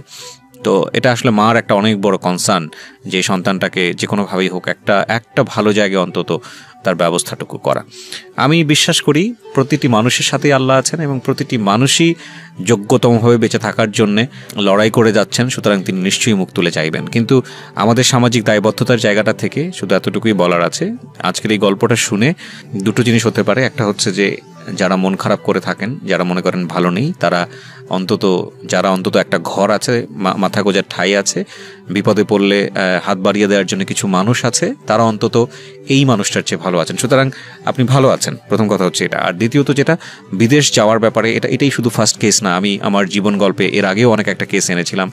বুঝে না বুঝে আমাদের দেশের মেয়েরা কিংবা যারা বিদেশে কাজ করতে যান তারা অনেকেই ভুল পথে পা বাড়ান এবং তারপরে তারা ভিকটিম হন। আমি অবশ্যই আপনাদেরকে ইন্সপায়ার করি বিদেশে যাওয়ার জন্যে, বৈদেশিক মুদ্রা আনার জন্য। এটা আপনার লাভ, দেশের লাভ, কিন্তু নিজের জীবনের ঝুঁকি নিয়ে নয়, অবৈধভাবে নয়। এবং বাংলাদেশ সরকার যে নীতিমালা করেছে, বাংলাদেশ সরকার যেভাবে যেতে বলেছে সেটাই চেষ্টা করা উচিত। যদি হ্যাসল পোহাতেই হয়, যদি বৈধ উপায়ে গিয়ে যদি আপনার হ্যাসল পোহাতেই হয়, তাহলে আপনি বাংলাদেশে বসেই সেটা পোহান। যদি নিয়ম নীতি পালন করে আপনাকে বিদেশ যেতে হলে অনেক কাঠখড় পোড়াতে হয়, তাহলে আপনি বাংলাদেশে বসেই সেটা করেন। সেটাই কি ভালো না যে আপনি একটা অবৈধভাবে বা অন্য কোনো পথে আপনি বিদেশে গেলেন, যাওয়ার পরে আপনি দেখলেন যে আপনি একটা মহাসাগরের মধ্যে পড়ে গেছেন এবং খড়কুটো ধরে বাঁচার উপায় নাই। বরং বাংলাদেশে আপনি হ্যাসল ফেস করলে, সেটা লম্বা সময় ধরে ফেস করলেও আপনাকে কেউ না কেউ সাহায্য করার মতো থাকবে। আপনি দেশটা চেনেন, আপনার পরিবার আছে, কেউ না কেউ সাহায্য করার জন্য থাকবে। কিন্তু বিদেশের মাটিতে গিয়ে আপনি অবৈধভাবে গিয়েছেন, 10-15-20 হাজার টাকা দিয়ে চলে গেছেন, যাওয়ার পরে আপনাকে যেটা ফেস করতে হচ্ছে, এটার জন্য আপনাকে কেউ সাহায্য করার জন্য নাই। উনি হয়তো সুস্থভাবে ফিরে আসতে পেরেছেন, অনেকে সেটাও পারেন না। এবং আমরা যেটাই করি না কেন, দিন শেষে নিজের জীবনটা খুব মূল্যবান, খুব মূল্যবান। সুতরাং নিজের জীবনের প্রতি অ্যাটলিস্ট যেটাই হোক না কেন একটু যেন খেয়াল রাখি।